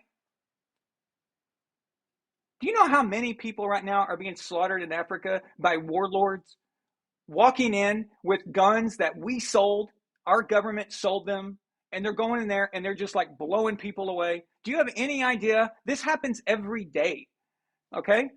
This is the year 2022. There shouldn't be one person on earth who is going hungry and like that, but there they are. No one cares about that. You don't see Google doing something about that. You don't see Starbucks or Amazon or anything. What? What are you talking about? What do you mean? Or like LeBron and the NBA. They're all about social justice, except when it comes to China and China having literal slaves, okay? Having slaves and all kinds of crazy stuff, all right? So we're going to pull back on that. You know why? Because it's not good for LeBron's bottom line. You know why? Because he's a yes man. He's a yes man. He does whatever the white guy who owns Disney, okay, tells him to do. That's what he's doing. That's what he is. It's like Stephen A. Smith. Sometimes Stephen A. Smith cracks through all that crap and then tells the truth. And when he does, they whip him and say, you can't do that. And then he gets back in line. He gets right back in line and toes the company line again, exactly how they want. You're supposed to be saying that black people can't do nothing on their own. What are you talking about? How dare you say that black people can figure out how to vote? Oh my God. I didn't know that. Did you guys know that? Did you guys know that black people don't know how to vote? That requiring an ID for them is racist? Did you know that? See? More condescending, racist shit. I don't know a black person who doesn't have a fucking identification. Are you serious? Are you kidding me? This is how they think. And it all goes back to that media person, the way she asked that question, because she thinks like that. She thinks like that. That is her mindset. That is what she does, and that's her daily life. It's how she was coached, taught at school in college. It's how she was brainwashed and indoctrinated at all these schools. It's what they teach them. They teach them that they're the great white hope and everybody is inferior, so you need to help them, and they need your help. So apparently they're too dumb to do anything. Okay? So, yeah. Anyway. Rant over.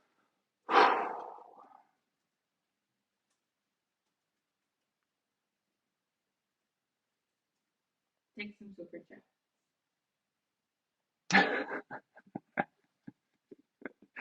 I've been holding that in for a while, I'll be honest with you. But this Todd Bowles questioning is so disgusting. I love the way he handled it. Oh, he handled it. That was badass, dude.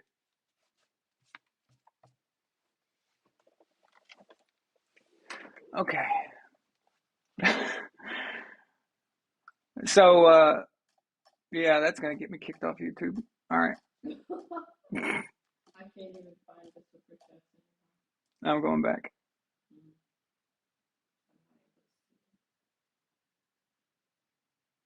It looks like I can go back. You can? Yeah. Okay. You sent one, actually, didn't you?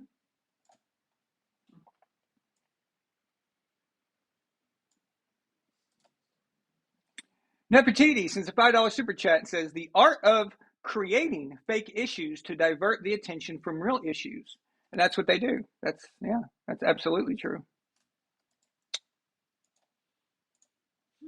Israel sends a $5 super chat and says, I despise revisionist history. And they haven't just done it in real-time history. They've injected this virus into football to have their own story. They're erasing a lot of like things that happen instead of celebrating them and showing the progress. Even the bad things. When you erase the bad things, you fail to show our progress and how things have changed over time. You fail to see those, all of it. You start tearing down statues and things like that, people don't know their own history. Before we know it, the Holocaust never happened, and all that stuff. At some point, they're going to pull that, erase that from history because it's too traumatic for kids to learn about. And guess what? It's going to happen all over again because of that. So, no. All history has to be documented and observed, all of it, the good and the bad, especially the bad, especially. But that's what they're trying to reverse. And they're also changing the good ones. So it's just oh my God. These people. And it's just, I know so many of these people, like that reporter, and they're disgusting. They're the way they act and the way they talk. And the way they talk in private too. They're the most fake. They're the same people that put abortion clinics on every corner in Compton and Watts here and all those other places. They put an abortion clinic on every single corner. That's genocide right there.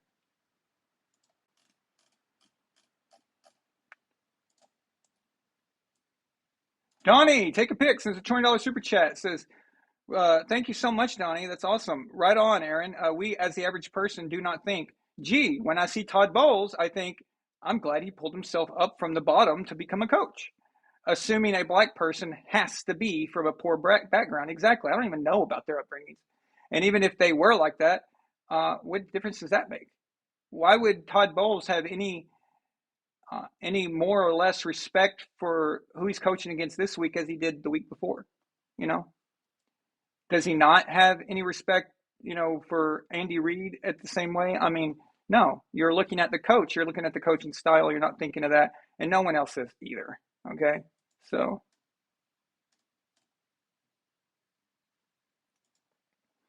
Thank you so much, Donnie. I appreciate that. That's a big super chat.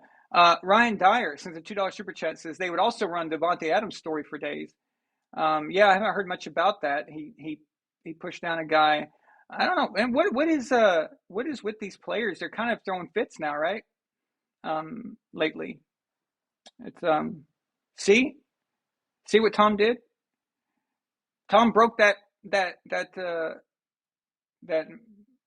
fake iPad and set off this string of players going berserk after games. It's Tom's fault, Milena. It's all Tom's fault. It's got to be. It's got to be the GOAT.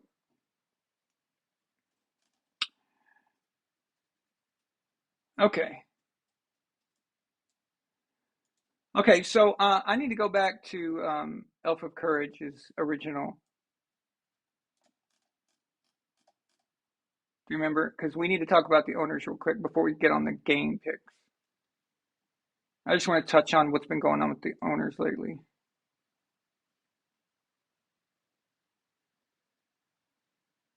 Let me find it here in just a second.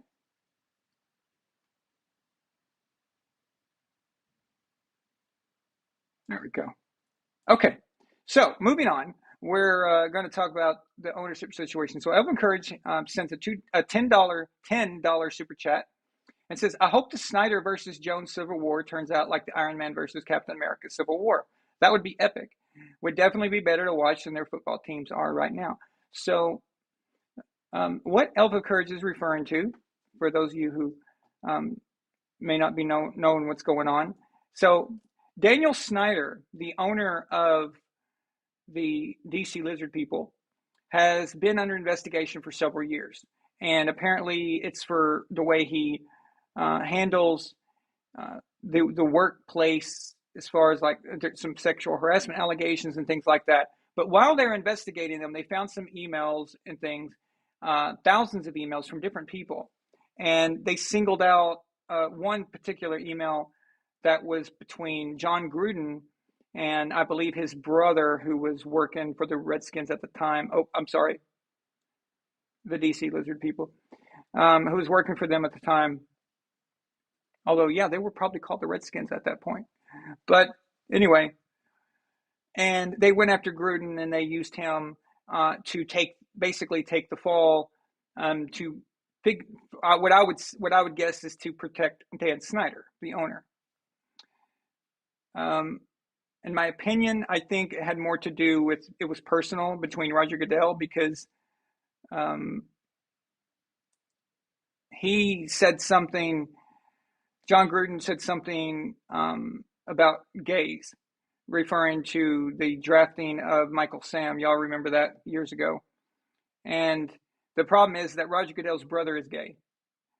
So I think that Roger Goodell took it personally, and so he exposed John Gruden and all that stuff. But the thing about this is that now things are getting worse with Dan Snyder, and the situation is heating up to where now the owners are wanting Dan Snyder to sell the team. So they're wanting to get rid of him. And Dan Snyder allegedly was saying in the private that they effing can't do nothing to me.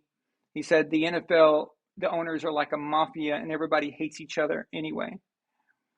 So basically he's saying that they can't do nothing with me without them being exposed themselves. And that's true for the most part. There's no way that's not the case. Okay. Historically, the NFL protects the owners. There's been a few cases where that hasn't happened, and some guys just go out quietly, like the owner of the Panthers a few years ago sold the team. But for the most part, they protect their own, they defend their own. And Dan Snyder has been an owner for a long enough time to have a lot of stuff on everybody as well. I do believe that he does have dirt on people. And apparently he allegedly hired some lawyers and investigators to even dig up more dirt on these guys, probably confirmation or proof of something that he already knew existed. Again, that's believable too, right? Here's the problem with this. Is Dan Snyder a piece of crap? Most likely, okay? But so are the rest of them. I would say that there are a few that are probably good people, and maybe they're not so hardcore and so, diabolical or whatever. But for the majority of them, they're very shady people. And you have to understand, a lot of these owners got the teams either by inheritance, okay? And inheritance, or they were already rich from a company that they either inherited, another company they inherited, or one they started, and they bought the team as a toy, as something fun to do. In most cases, like in Snyder's case and a lot of other cases, it's I never got to play sports, and so I want to own a team just to give an FU to all the varsity football players that picked on me in school, okay, or whatever, right? That type of mentality. And they don't know how to run them. Running a football team is much different than running a business. You may be able to become a billionaire running, some kind of elite business that you have out there, but running a football team is a way different animal. It's completely different than anything else out there. So they use their ego and they think they know what they're doing. The biggest example of this is Jerry Jones. Jerry Jones is the epitome of owners who think they know everything. So he did good in the oil business, made a lot of money. So he thinks everything he does and is gospel. He thinks he is a better coach than his coaches. He thinks he's a better GM than real GMs, and that he should be hiring. He thinks he's better at everything, better talent evaluator. He thinks he's all these things. And a lot of them have this. A lot of them have this attitude. You've got Robert Kraft, the owner of the Patriots, who got caught at that massage parlor in Florida. And then, as we all know, nothing ever happened. If that was any one of us, we would have been in trouble for a long time. It would have destroyed our lives. It would have ruined our lives. Hell, if any regular person missed $10 on their taxes, they'll come after you. If you accidentally leave the carton of milk in the bottom of your cart, they'll come arrest you. That kind of crap. But they can get away with that kind of stuff. That's the stuff that we know about. Imagine the stuff we don't know about. Imagine the stuff that Snyder knows about that never come to light. And the worst owner of this group, I think the number one worst guy is Stan Kroenke. He is the owner of the LA Rams. And I alluded quite a bit to the fact that that the Rams got some favoritism last year. And what this comes from a long, years and years long battle with the city of St. Louis. Stan Kroenke lied to the NFL. Okay, here's the deal. Now, this is not hearsay. This is a transcript. I'm paraphrasing from a transcript that I read from their meetings that was leaked. It was leaked by a reporter. We're not supposed to hear this stuff, guys. Okay, we're not supposed to know about these things. But my hip's starting to hurt a little bit. Okay, I got to change positions more. So at the NFL meetings, actually, I'm going to give you the backstory first. So the backstory is that Stan Kroenke wanted out of St. Louis and he wanted into LA. But he left St. Louis kind of high and dry. So the Rams owed the city some money still because they had a lease with the arena. And they screwed them over. And of course, an NFL team leaving a city like St. Louis is a big deal. That's a lot of money. That's a lot of, income generating, and that's a lot of attention and media, national media and attention and stuff. So you want to keep that team there. But Stan Kroenke, for whatever reason, wanted out of there very, very, very fast. And I obviously think it was for money reasons. He wanted the price of his team goes up quickly by moving to LA. But the NFL was weird about him doing that because the situation, and they didn't want to get sued. So Stan Kroenke told the NFL and all the owners, I will cover any backlash that comes from St. Louis. And if you move me to LA, it will all be okay. It will be taken care of. So the NFL says, okay, so we're trusting you and we'll move your team to LA. So they did that. Uh-oh. Problem is that Kroenke lied. He didn't do it. He didn't take care of those things behind the scenes. Now the city of St. Louis is wanting to sue the NFL, and they have a right to. They actually can do this. And it's a big, big, big problem. And it's going to cost them tons of money. All right. And the hit that it's going to take, just the amount of court cases and bad exposure, this is just a nightmare at this point. So they had an emergency meeting for the owners. In there, they got in arguments. So this is a transcript that I read. So they got in arguments. John Mara, the owner of the Giants, well, he splits it with Steve Tisch, but we know that Mara is the Mara, the Mara family, big historic Maras that have owned the Giants forever, right? He gets mad and he calls Kroenke a liar and says, "You lied to us" and stuff. And then who gets pissed off? Mark Davis of the Raiders, and he says, "Oh, again, I'm paraphrasing, but I'm just trying to tell you what it was." He says something along the lines of, "This is bullshit. I didn't get to move the Raiders to Los Angeles because you guys were going with the Rams. You thought that was going to work. And now we didn't get to move to LA. So, because that's what Davis wanted. He wanted LA originally. And he's mad because he didn't get to do that based on a lie. So they're all pissed off at each other. And that got settled by Stan Kroenke having to take all of the heat for the St. Louis situation, but they had to get the money back. The problem with getting the money back from what they had to pay in is that the Rams was a failing enterprise here in Los Angeles. The Rams and the Chargers were a failure, and they have been a failure. And now they wanted SoFi Stadium. That was a big deal. So how do they get SoFi Stadium built? How do they get everyone around here to actually agree to do something like this for football teams that no one in LA even wants? Okay, this is a basketball town and a college football town. This is not an NFL town. It just isn't. The only team here is that belongs here are the Raiders. The Raiders are a team that would survive here. They would be phenomenal here. They would be worshipped here. But the Rams and Chargers, no. Okay. And I don't care that the Rams were here before. There's just no. Nobody cared about this. So how are they going to get this stadium built and increase revenue? So they got the governor involved, Gavin Newsom. They got the mayor involved, and the mayor of Inglewood.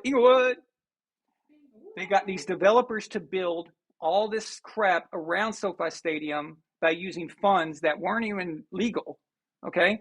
They did all this stuff, and all these people are making money from this. This is a very underground backdoor deal. The problem with this, though, is it only works and nobody gets paid off unless the Rams are good and if there's a Super Bowl played in SoFi Stadium. What is the best way to alleviate all this and make this go away?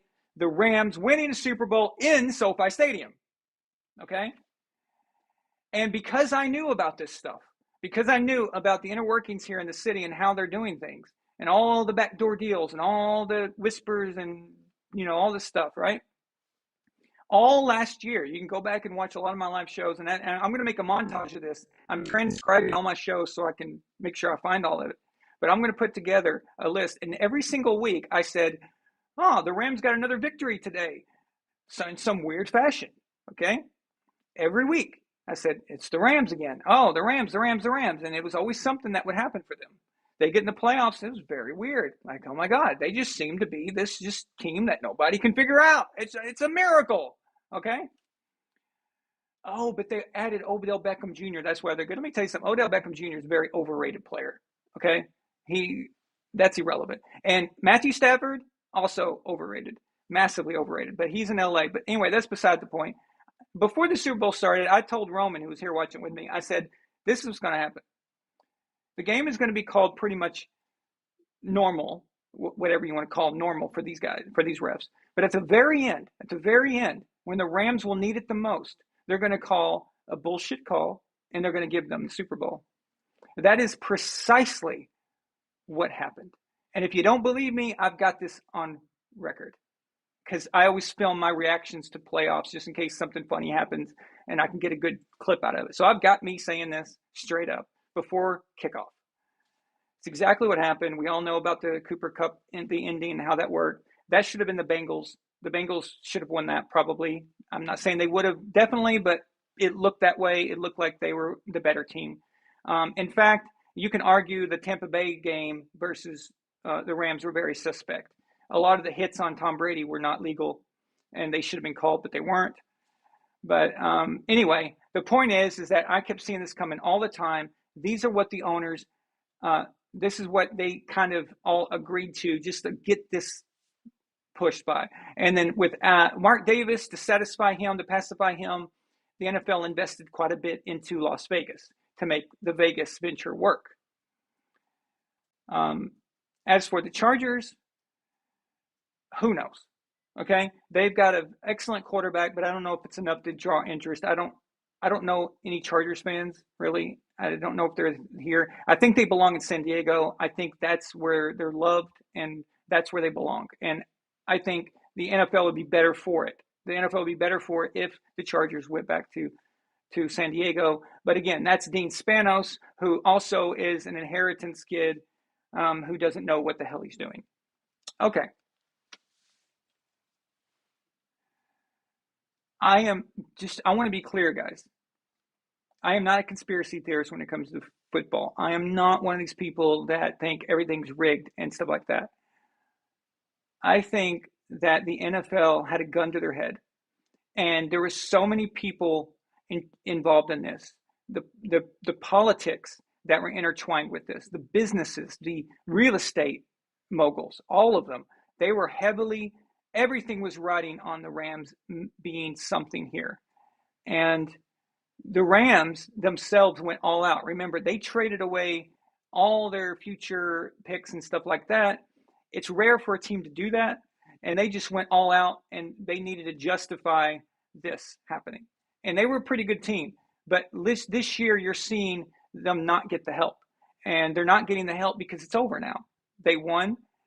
Are you telling me that in over 50 years, no one's ever, not only has no one ever won a Super Bowl in their own stadium, no one's even played in a Super Bowl in their own stadium until Tom Brady and the Bucs did it, okay?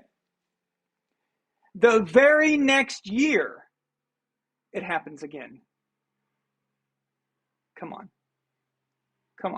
Seriously? It's just, anyway, that's not evidence, okay? It's not evidence. And honestly, I hope I'm wrong, okay? I hope I am. But in my gut, I believe that something happened. But I think it's a one-off. I don't think it's a consistent thing. If I believe that this was a thing that happens a lot, then I would like to say that we should have won the 2007 Super Bowl and the 2017 Super Bowl. Of course, I'm kidding. Those were the Super Bowls that I would pick. If I was just a conspiracy theorist who was bitter and I was basement butthurt, right, about this. I don't care about the Rams. I have no allegiance to the Rams, nor do I hate the Rams. I don't really care. They're just, I'm indifferent, right? The Bengals. I have no interest in the Bengals at all. In fact, I've spent the last 2 years making fun of their coach, Zach Taylor. I've constantly trashed the organization. The Mike Brown, the owner, is one of the worst owners in the league. Speaking of that idiot, did you know that he sold the rights to the Bengals stadium, Paul Brown Stadium? His father, he sold his father's name just to have some random business put their name up on the stadium. I mean, this is the kind of guy he is. So I had no love for the Bengals. Don't care. It could have that could have been a Cardinals versus the Jaguars. I mean, I have nothing. There's no reason for me to get all worked up about this. So it's just specific because of these things. And that's what some of these owners hate each other's guts. Okay. And a lot of them are mad at Stan Kroenke for all this and how this happened. But they'll sit quiet and they'll wait, and they'll see how things go. But like I said, I think Mark Davis, they did him a solid by helping him develop in Vegas so quickly and getting that done. So that was probably Mark's, how he got paid back for that.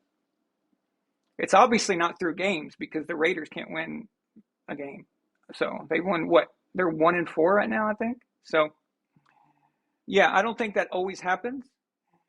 There are shady things that happen, but sometimes it's not the NFL's fault. It's a referee who maybe goes rogue, maybe has some money on it. I think the worst officiated Super Bowl I've ever seen was the Steelers versus Seahawks, the 2005 Super Bowl. That was probably the most pathetic thing I've ever witnessed. But as far as it being a conspiracy from the NFL, as far as I've seen, if there is one, it was last year. But I don't see any from the past. There's no reason. There's no logical reason for them to do it and the benefit. If they were doing that constantly, which a lot of people believe that they were always doing things like this, then Peyton Manning would have 6 rings, not Tom Brady. Okay? Peyton Manning would have a bunch of rings. Patrick Mahomes would have won 3 already. All right? So, no, that is not the case. The New York teams would be dominant. The big market teams would be dominant. The LA teams never would have left because they would have been amazing. The Cleveland Browns, a legendary team, they've sucked for how long? You're telling me that they never get their moment in the sun? The NFL never does them a solid? Cleveland being such loyal fans? There's so many things that don't make sense if they were rigging it all the time. That just doesn't do anything for anyone, But you can't help rogue refs like the ref with the Rams versus Saints. I don't think that was a league conspiracy or anything like that. I think that ref, him personally, had something going with that, that missed pass interference call. We should have got a Drew Brees versus Tom Brady Super Bowl, and that would have been a much different Super Bowl. It would have been more offensive, I think. So the Chiefs-Niners Super Bowl, well, I don't know. I don't see. I can't tell you that I saw anything too egregious. Like I've watched a lot of these conspiracy videos on the internet, and I start from the beginning in my head. I'm like, do I see something that can't be explained? So when they present something, some kind of conspiracy or whatever, saying, "Oh, see what happened here." If I can't find a logical explanation for it, or something that I've seen in a football way that this happened, like a call or a certain play, then I'll wonder and I'll start to be like, okay. And then if they start adding up, that looks pretty bad, and then you can go with that. But last year's Rams were really the only time I've consistently not been able to really answer why. Why did they do that? And why did this happen? There's the most conspiracy videos on the internet regarding football are always Tom Brady related or Patriots related or something like that. The Super Bowl 51, okay? So that's the one that they always constantly talk about. And I can debunk every single thing they say, all the reasons. Why didn't the Falcons run it, blah, blah, blah. Why did they do this? Why didn't they do that? Well, all of that can be explained in football terms very easily. So, again, if I was bitter or had an axe to grind here, then I would go after the Giants beating the undefeated Patriots. So no one believed that was possible. I think we were 14-point favorites or something along those lines. The Giants beat the Patriots, and that's just what happened. The better team that day, not in general, but that day won the Super Bowl, and that's what happened. So if I had an axe to grind or something, then I would be trying to claim and cry foul on that Super Bowl. Or the Eagles one, the Eagles from 2017. That's not this. And plus, if I really believed all that, I couldn't enjoy it anymore. And I couldn't do what I'm doing right now, which is talking about it. So, and again, I don't know that the Rams thing was rigged. I don't know. Last year, maybe it wasn't. But if I had to guess, if I had to pick which one, it's that one. So the problem with rigging games for the NFL is getting caught. If you get caught, it's over. It's finished. That seems like a massive, big risk for a reward that's not all that useful. Again, how much different would the NFL be if Peyton won a bunch of Super Bowls and stuff? That would have given them what they wanted, but would it have made a difference? Would it made the NFL have less or more viewers? No, the NFL was still popular even though that happened. I don't see the upside. I don't see the upside there. And they never did that. They never went that direction. They never gave.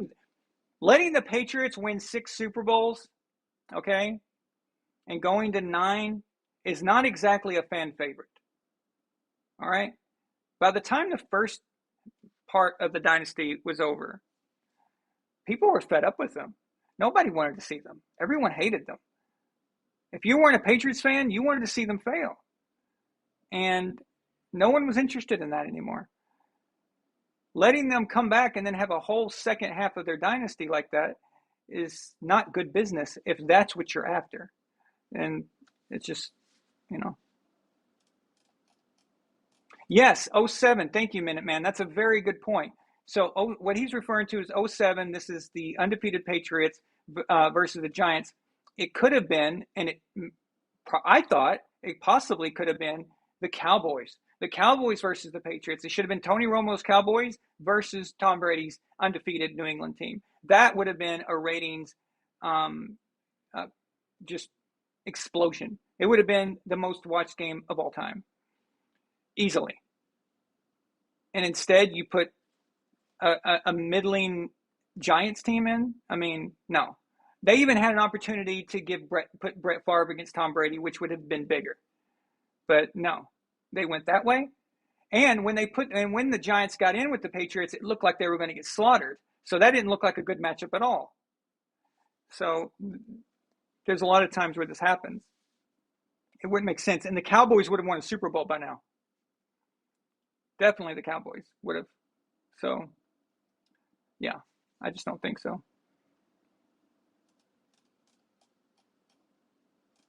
Jeremy, when I say get caught, I don't mean by the refs. I mean if they got exposed by a recording of a conversation, okay? So let's say Goodell was caught being recorded saying, you know, you're going to throw a flag. We need this team to win in the fourth quarter or something like that, right? Or any kind of evidence that was left around. Knowing how we see things get leaked these days, that's too dangerous. So I don't think they would take a risk like that unless it was something so important, so massive that they had no choice, or not no choice, but they felt they had no choice. So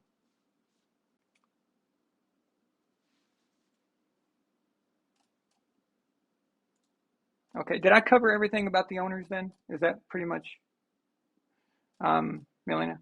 I think. Let's see. Yeah, so good owners, I think, are like probably pretty good people in real life that are not like eyes wide shut party attendees. If you guys know what that means. God,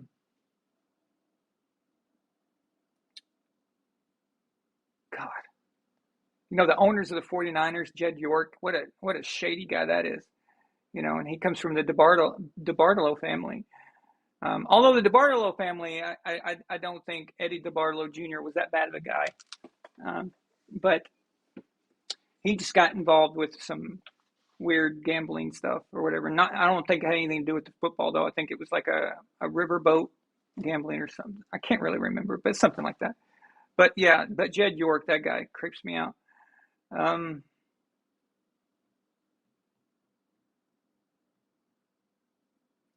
A really solid dude. Let's see. Well, the Packers don't have an owner. They're ran by a conglomerate, like a group of people that are ran by that are owned by the Green Bay, by the people. So that's a unique situation there. They don't really have an owner. So that doesn't even count. I think they're probably shady sometimes, but about NFL workings. But I would say probably the Rooneys and the Maras are probably decent people. You know, um, they don't seem to me to be the really hardcore type when it comes to like in their personal life doing weird stuff, um, like Kraft does and Snyder and them. I don't see them being that weird.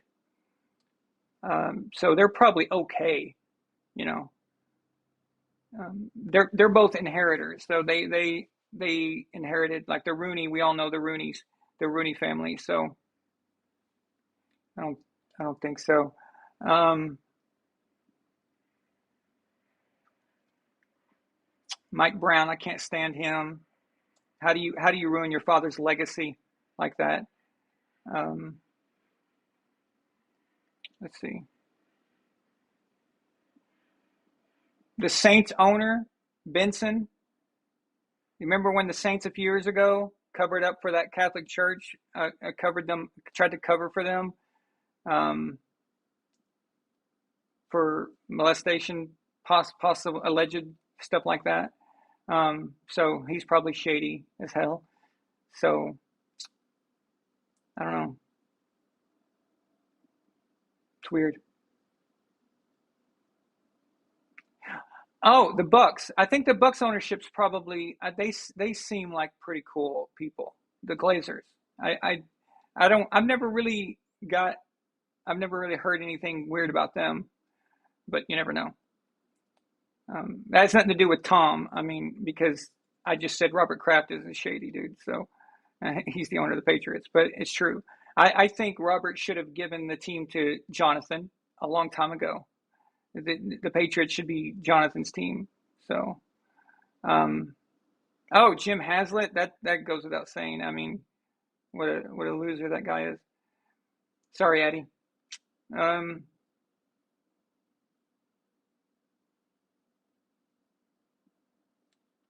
the Ravens owner, what a douche. Okay, he kept that Ray Rice stuff on the down low. He knew about what Ray Rice did, and he conspired with Roger Goodell to make sure that didn't get out, that tape didn't get out, and then it got out anyway. So that guy's a real douchebag. Yeah, I don't know, but for the most part, oh, you know what? The Buffalo Bills owners, the Pagulas, they seem like nice people. I don't know anything about them really. They seem like they're okay. I think they also own the hockey team, the Buffalo Sabres. So I haven't heard much about those guys.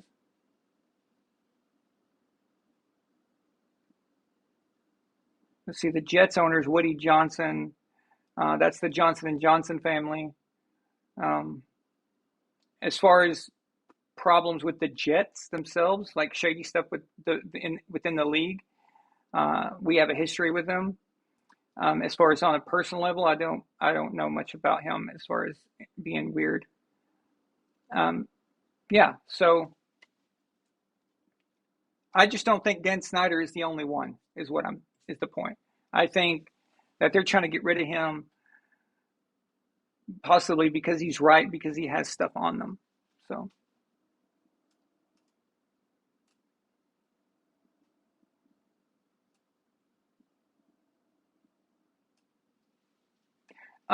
my thoughts on the Hunt guy, Lamar Hunt's son. He seems to be pretty good, right? Yeah, yeah. I think what's his name? Mark? No, no, that's the UFC player or fighter. It's Lamar Hunt's son. Um, I can't remember his first name, but yeah. Well, the results speak for themselves. He doesn't seem to get in Andy Reid's way. He doesn't seem to think that he knows more. You know, Robert Kraft was that kind of guy in the '90s, and he wanted to be Mr. Control, and that's why Bill Parcells left. And then he changed and he realized he made a mistake. And then he gave Bill Belichick carte blanche over the team and stayed out of it. But yeah.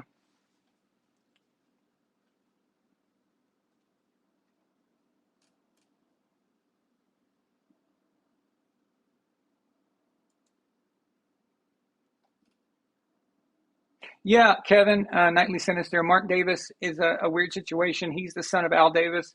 And Al Davis, a lot of the NFL don't like Al because he sued the league.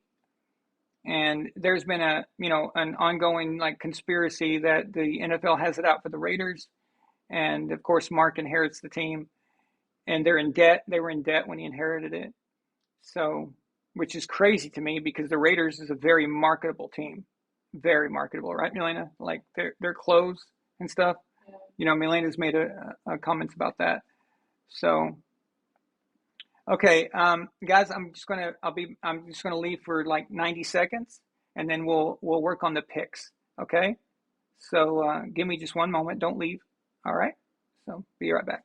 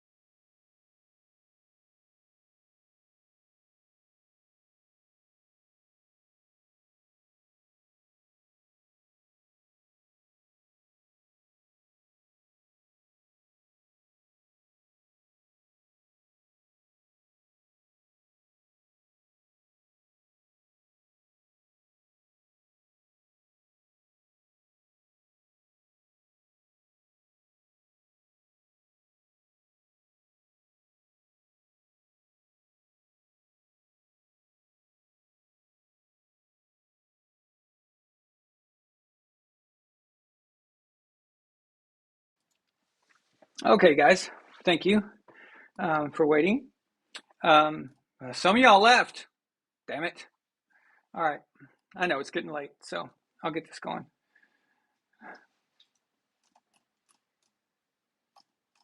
Melania told me I might have missed the super chat. Let's see here. Yeah, here it is. Ryan.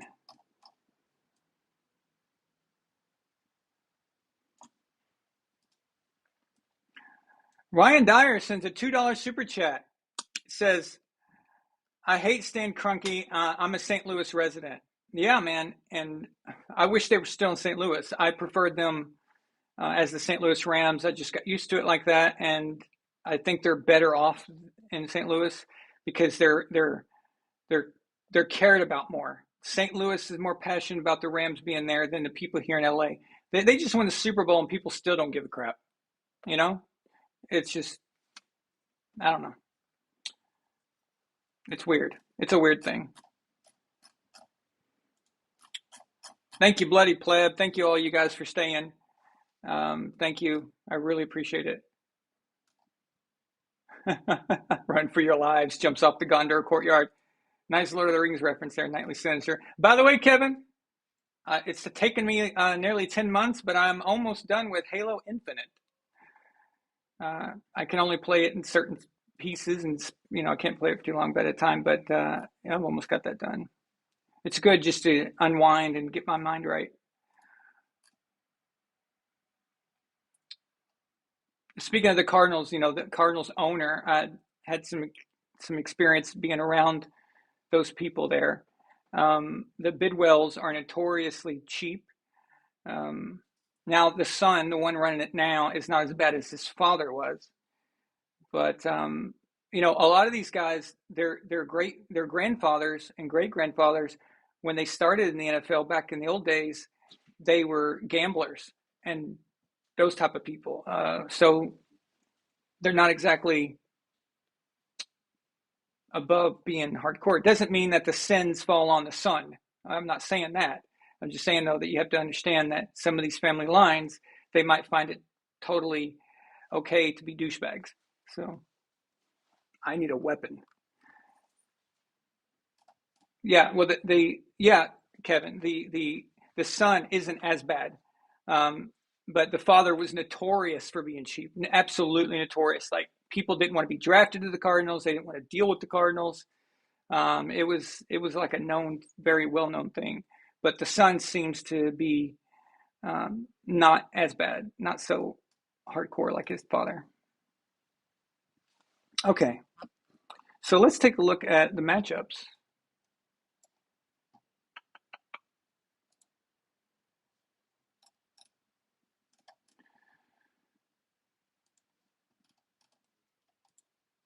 Okay, so starting with the morning games, we've got 49ers at Falcons. I think this is pretty much a no-brainer. I don't know what the odds are. Let me pull those up real quick.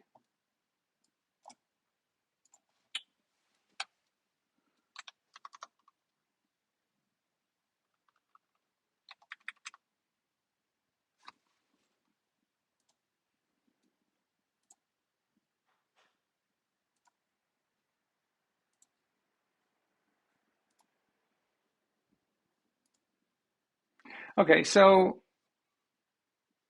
the 49ers are 5.5-point favorites. I think that's right. I think that's about right. So, yeah, that's good. So, yeah, 49ers, I mean, they would really have to just really play like garbage, right? Falcons in a landslide, really, Jeremy? You think so? Okay, Patriots at Browns. I don't think this is as a winnable game for the Patriots as, of course, Addy thinks, but that's Addy, and he doesn't trust his team. I get that. I understand that. But New England is going to take this one, and if they don't,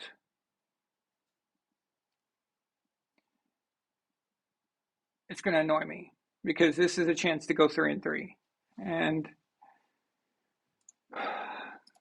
I know it's in Cleveland. They're even 2.5-point favorites. I think the line switched since Addy told us earlier. But yeah, I've got New England on that. Jets at Packers. Packers are going to destroy them. This is going to be bad. So there you go. Don't be fooled by the Jets being 3-2. That's a mirage. It's a swimming pool in the middle of the Sahara Desert. That's what that is.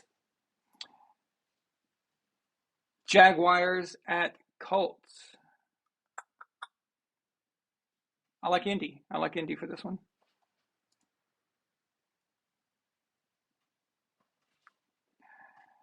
Indy's a 2-point favorite. Okay. That's reasonable. You could even go closer than that. But Vikings at Dolphins. Vikings. I'm starting to think that the Vikings are playing really good football. And I told y'all the Dolphins were frauds. I knew that a long time ago. That was it. And by the way, their head coach is creepy. I keep thinking that on his next interview, he's going to say, "Put the lotion in the basket," and he freaks me out. Bengals at Saints. Don't trust the Saints for anything, even though the Bengals have been struggling. Like the Bengals here. Ravens at Giants. I'm going Ravens. I don't trust the Giants either. I'm impressed that they've gotten this so far, and they've been putting some good games together. I know the Ravens can't be trusted with the lead, but I like Baltimore here.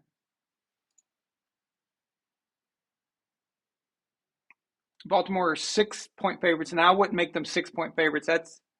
They can't do nothing about that. That's the money. That's the money that's going into it. Like, Vegas, Vegas doesn't care who wins or loses. They're trying to get enough money on one side to pay all off the other guys, and then they earn money by what's called the juice, which is it's a payment that goes to them, and that's where their money's at. They use your money when you lose to pay off the guys who win. So they're trying to get this as even as possible. But so when I say I don't like the line, I don't agree with the general public. I think that's too much. That means a lot of money is going on one side there. Let's see. Buccaneers at Steelers. If this is not an absolute blowout, I don't know what happened. Okay, they're down T.J. Watt. Their quarterback is just like whatever. They don't even have a quarterback, to be honest with you right now. Pittsburgh changed their name from the legendary Heinz Field to Acrisure Stadium. Does anybody even know what the hell an Acrisure is? I don't know. I've got Buccaneers. They're going to win this by 15. And if they don't, that's just a very sad thing. Very sad. I know this is the Black Head Coach Bowl, and we all should be paying attention to that because apparently that's very important. But still, I think the Buccaneers take that pretty easily. So the betting money says that Tampa Bay is a 9.5-point favorite. I agree with that line. That's about right there. So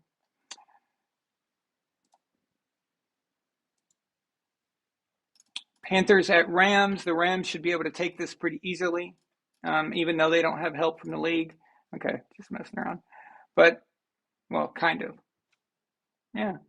Anyway. They're playing at Inglewood. Carolina just fired their head coach. I don't have any passion or enthusiasm for Carolina at all. If the Rams lose this, they're done. They're toast. But they're not going to lose this one. They're not that bad. So Cardinals at Seahawks. Seahawks are in tank mode right now. The Cardinals are acting like they're not in tank mode, but they play like they are. I don't like either one of these teams. This is a division game in Seattle, but I don't trust Arizona. I think Seattle is actually going to win this. So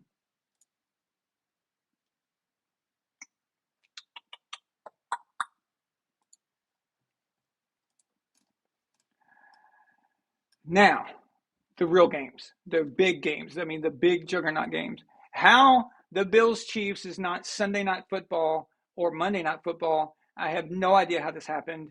but it's game of the week, but it's on CBS. Bills at Chiefs. What a game. So, wow. I wonder what the odds are on this baby.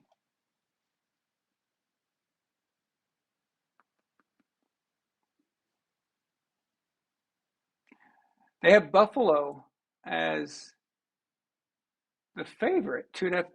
So the general public is putting money on Buffalo. That's interesting. Okay. Here's the thing.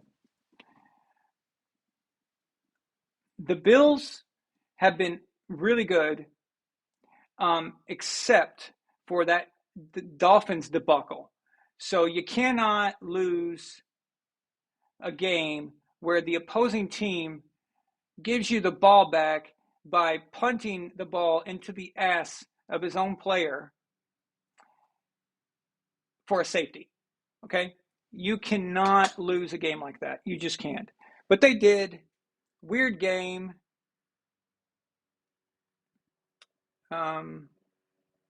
So I'm surprised to see the Bills as a favorite considering it's in Kansas City. That's weird. I would think just because these teams are like right here, right? So I would usually give the edge. I would think that the betting money would edge out with the home team there, but no, people think the Bills are going to handle this. I think I know why. The Chiefs have looked a little weird lately. They're not that impressive. Sometimes they are, sometimes they're not. Last week they had a hard time against the Raiders until the Raiders went full Raiders. And just do what the Raiders do. The Bills only had that one issue, that Dolphins issue, and they should have won that game. By all rights, the Bills should be 5-0 if they weren't idiots. The problem is Buffalo also is difficult to trust in big games like this one.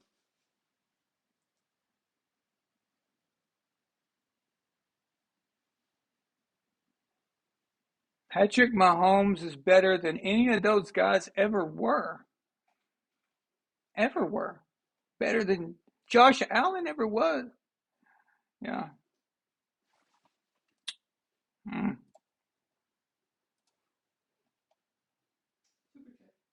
Elf of Courage is a $2 super chat. It says, Bills at Chiefs. Get your Ryan Clark meme ready. Absolutely. Patrick Mahomes is better than those guys ever were. Oh my God. Even though half of his yards come from yak. Whoop-de-doo. He's the greatest thrower of the football ever. He's got torque. Exactly, Milena. He's got torque. Huh. You know they wanted that Tampa Bay game. You know they want that game meant everything to them. I think that they've shown cracks, and I think that they should be happy that they're 4-1, and I think they're about to go 4-2. The Bills got this. I think the Bills are going to win this, and I think they're going to win it by at least 4. It'd be a good game, though. It'd be a fun game. I can't wait to see this one. But I got the Bills on this. All right, Sunday night, we have a good one. Not as good as the Bills-Chiefs because I'm not sold on the Eagles being a good team. But it is consequential to the division. So we got Cowboys-Eagles on Sunday Night Football. And this is in Philly. And let's see what the money is on there. So, whoa. Okay, Philadelphia, 6.5-point favorites. Wow. All right. So people are heavy. They don't trust the Cowboys. I don't trust the Eagles. I think they're last year's Cardinals, to be honest with you. But I know I said last week that I would give them props if they went 5-0, but they beat the Cardinals, so who cares? If they beat the Cowboys, the 4-1 Cowboys, I will give them props and say, good job. I'll give them a sticker that says, good job. Good job. Right, sweetie? Yeah. We'll show a clip of your niece going, good job, with the Eagles logo. So just let you guys in on this inside joke here. So when I went to Bulgaria, her niece real little kid. So she was learning how to talk in general. So she was just learning Bulgarian, but also I was trying to teach her English. And every time I taught her a new word and she'd repeat it back to me, I would go, good job. Like, good job. Congratulating her. After a time, she thought that was my name. So when I would see her, she could go, good job. Good job. And I'm Uncle Good Job. So I'm not Uncle Aaron, I'm Uncle Good Job. And that's where that comes from.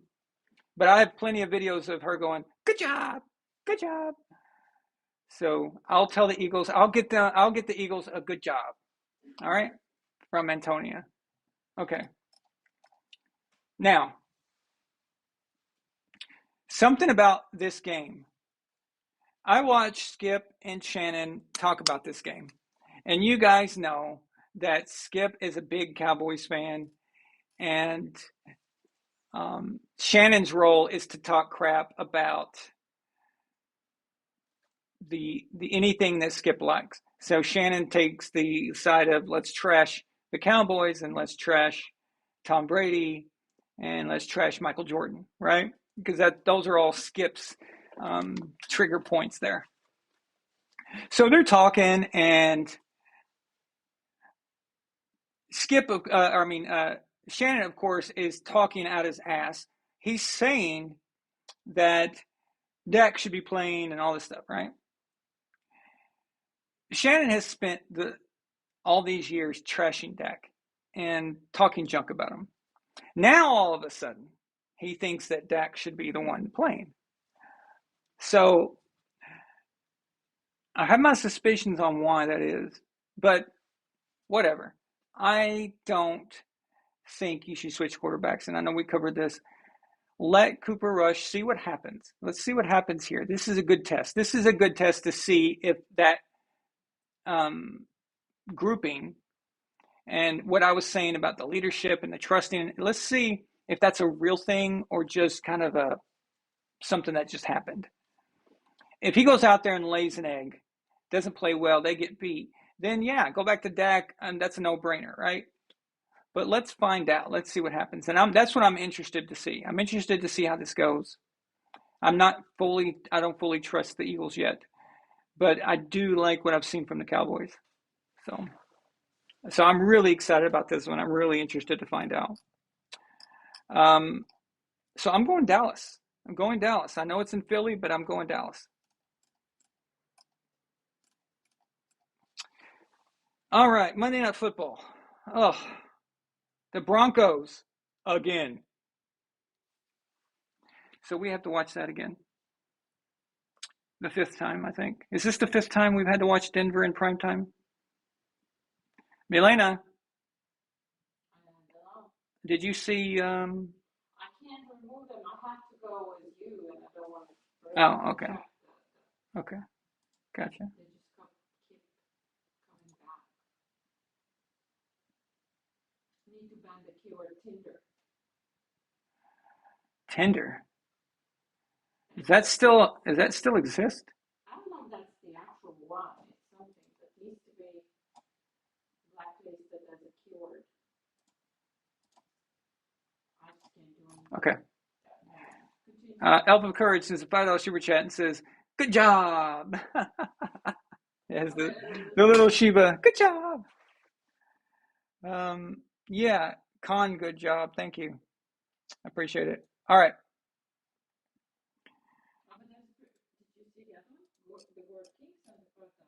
Oh, we did. Nice. The Gordon King did it first. He sent a $5 super chat. The little Sheba, good job. Look at that. Thank you, guys. Both of y'all. I really appreciate it. Yeah. Who's running the schedule makers here? You should have done, listen, the NFL has a thing where they're allowed to change the schedule a little bit. Not the schedule, but I mean as far as when the teams are playing each other, but the times of these games. And why aren't they doing that? No one wants to watch Denver again. The Chargers got this. This is an easy one. This is an easy victory. This is until I see Denver's offense do something, actually do anything. It was like poking a stick, like do something, right? Do something. Until I see them do something, why in the world would I pick them over the Chargers? It's just stupid. I need to see it first. So yeah, I don't get these schedule people. Yeah, flexible scheduling, that's what it's called. Flexible scheduling.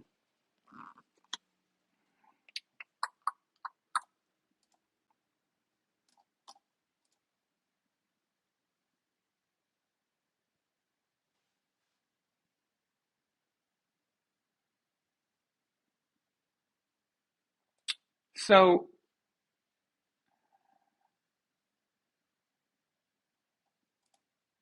there's a lot of dumb people on the internet now talking about how Travis Kelce is the greatest tight end ever. All right. I know he had a game where he had 4 touchdowns. Okay, that's yay. Okay. Against the Raiders. Good job. Good job. Good job. All right. Dude, first of all, Travis Kelce is a wide receiver. All right, playing tight end. It's like Aaron Donald is a defensive end playing defensive tackle. All right. Or Kyler Murray is a running back playing quarterback. Travis Kelce is a wide receiver in all intents and purposes. A tight end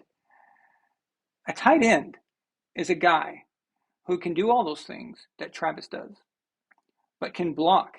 It's not a liability anywhere on the field in regards to blocking scheme, running, passing, whatever it is.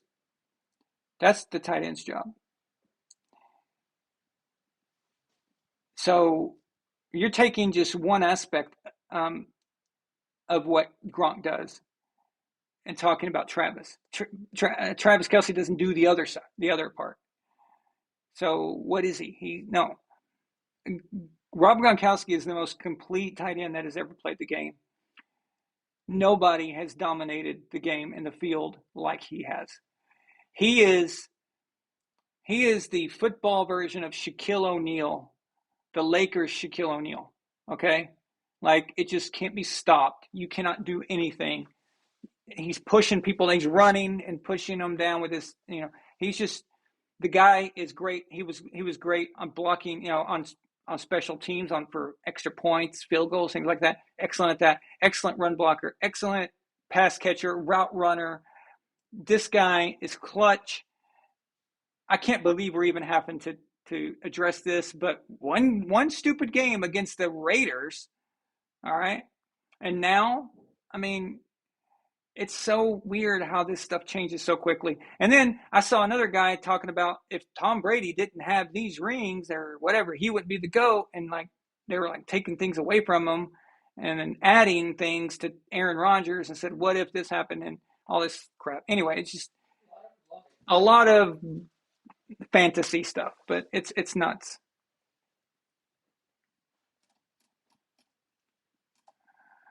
It's just whatever. All right. So I appreciate you guys being here with me on the special night. Tomorrow, we have I have an event, so we did it tonight. But we'll be back, of course, like normal for Tuesday for a reaction to all these games. Thank you guys so much. I appreciate you being here. Thank you for all your super chats and your super stickers. And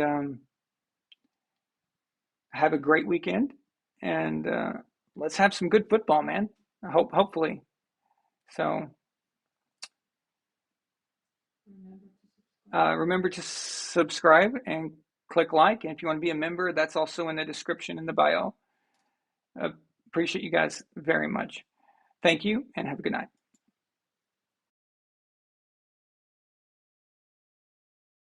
Flag on the play if you're not subscribed to Von Allen Sports.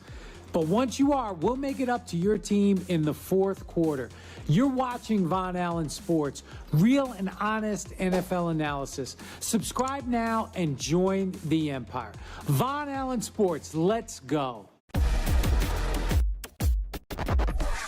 Von Allen Sports.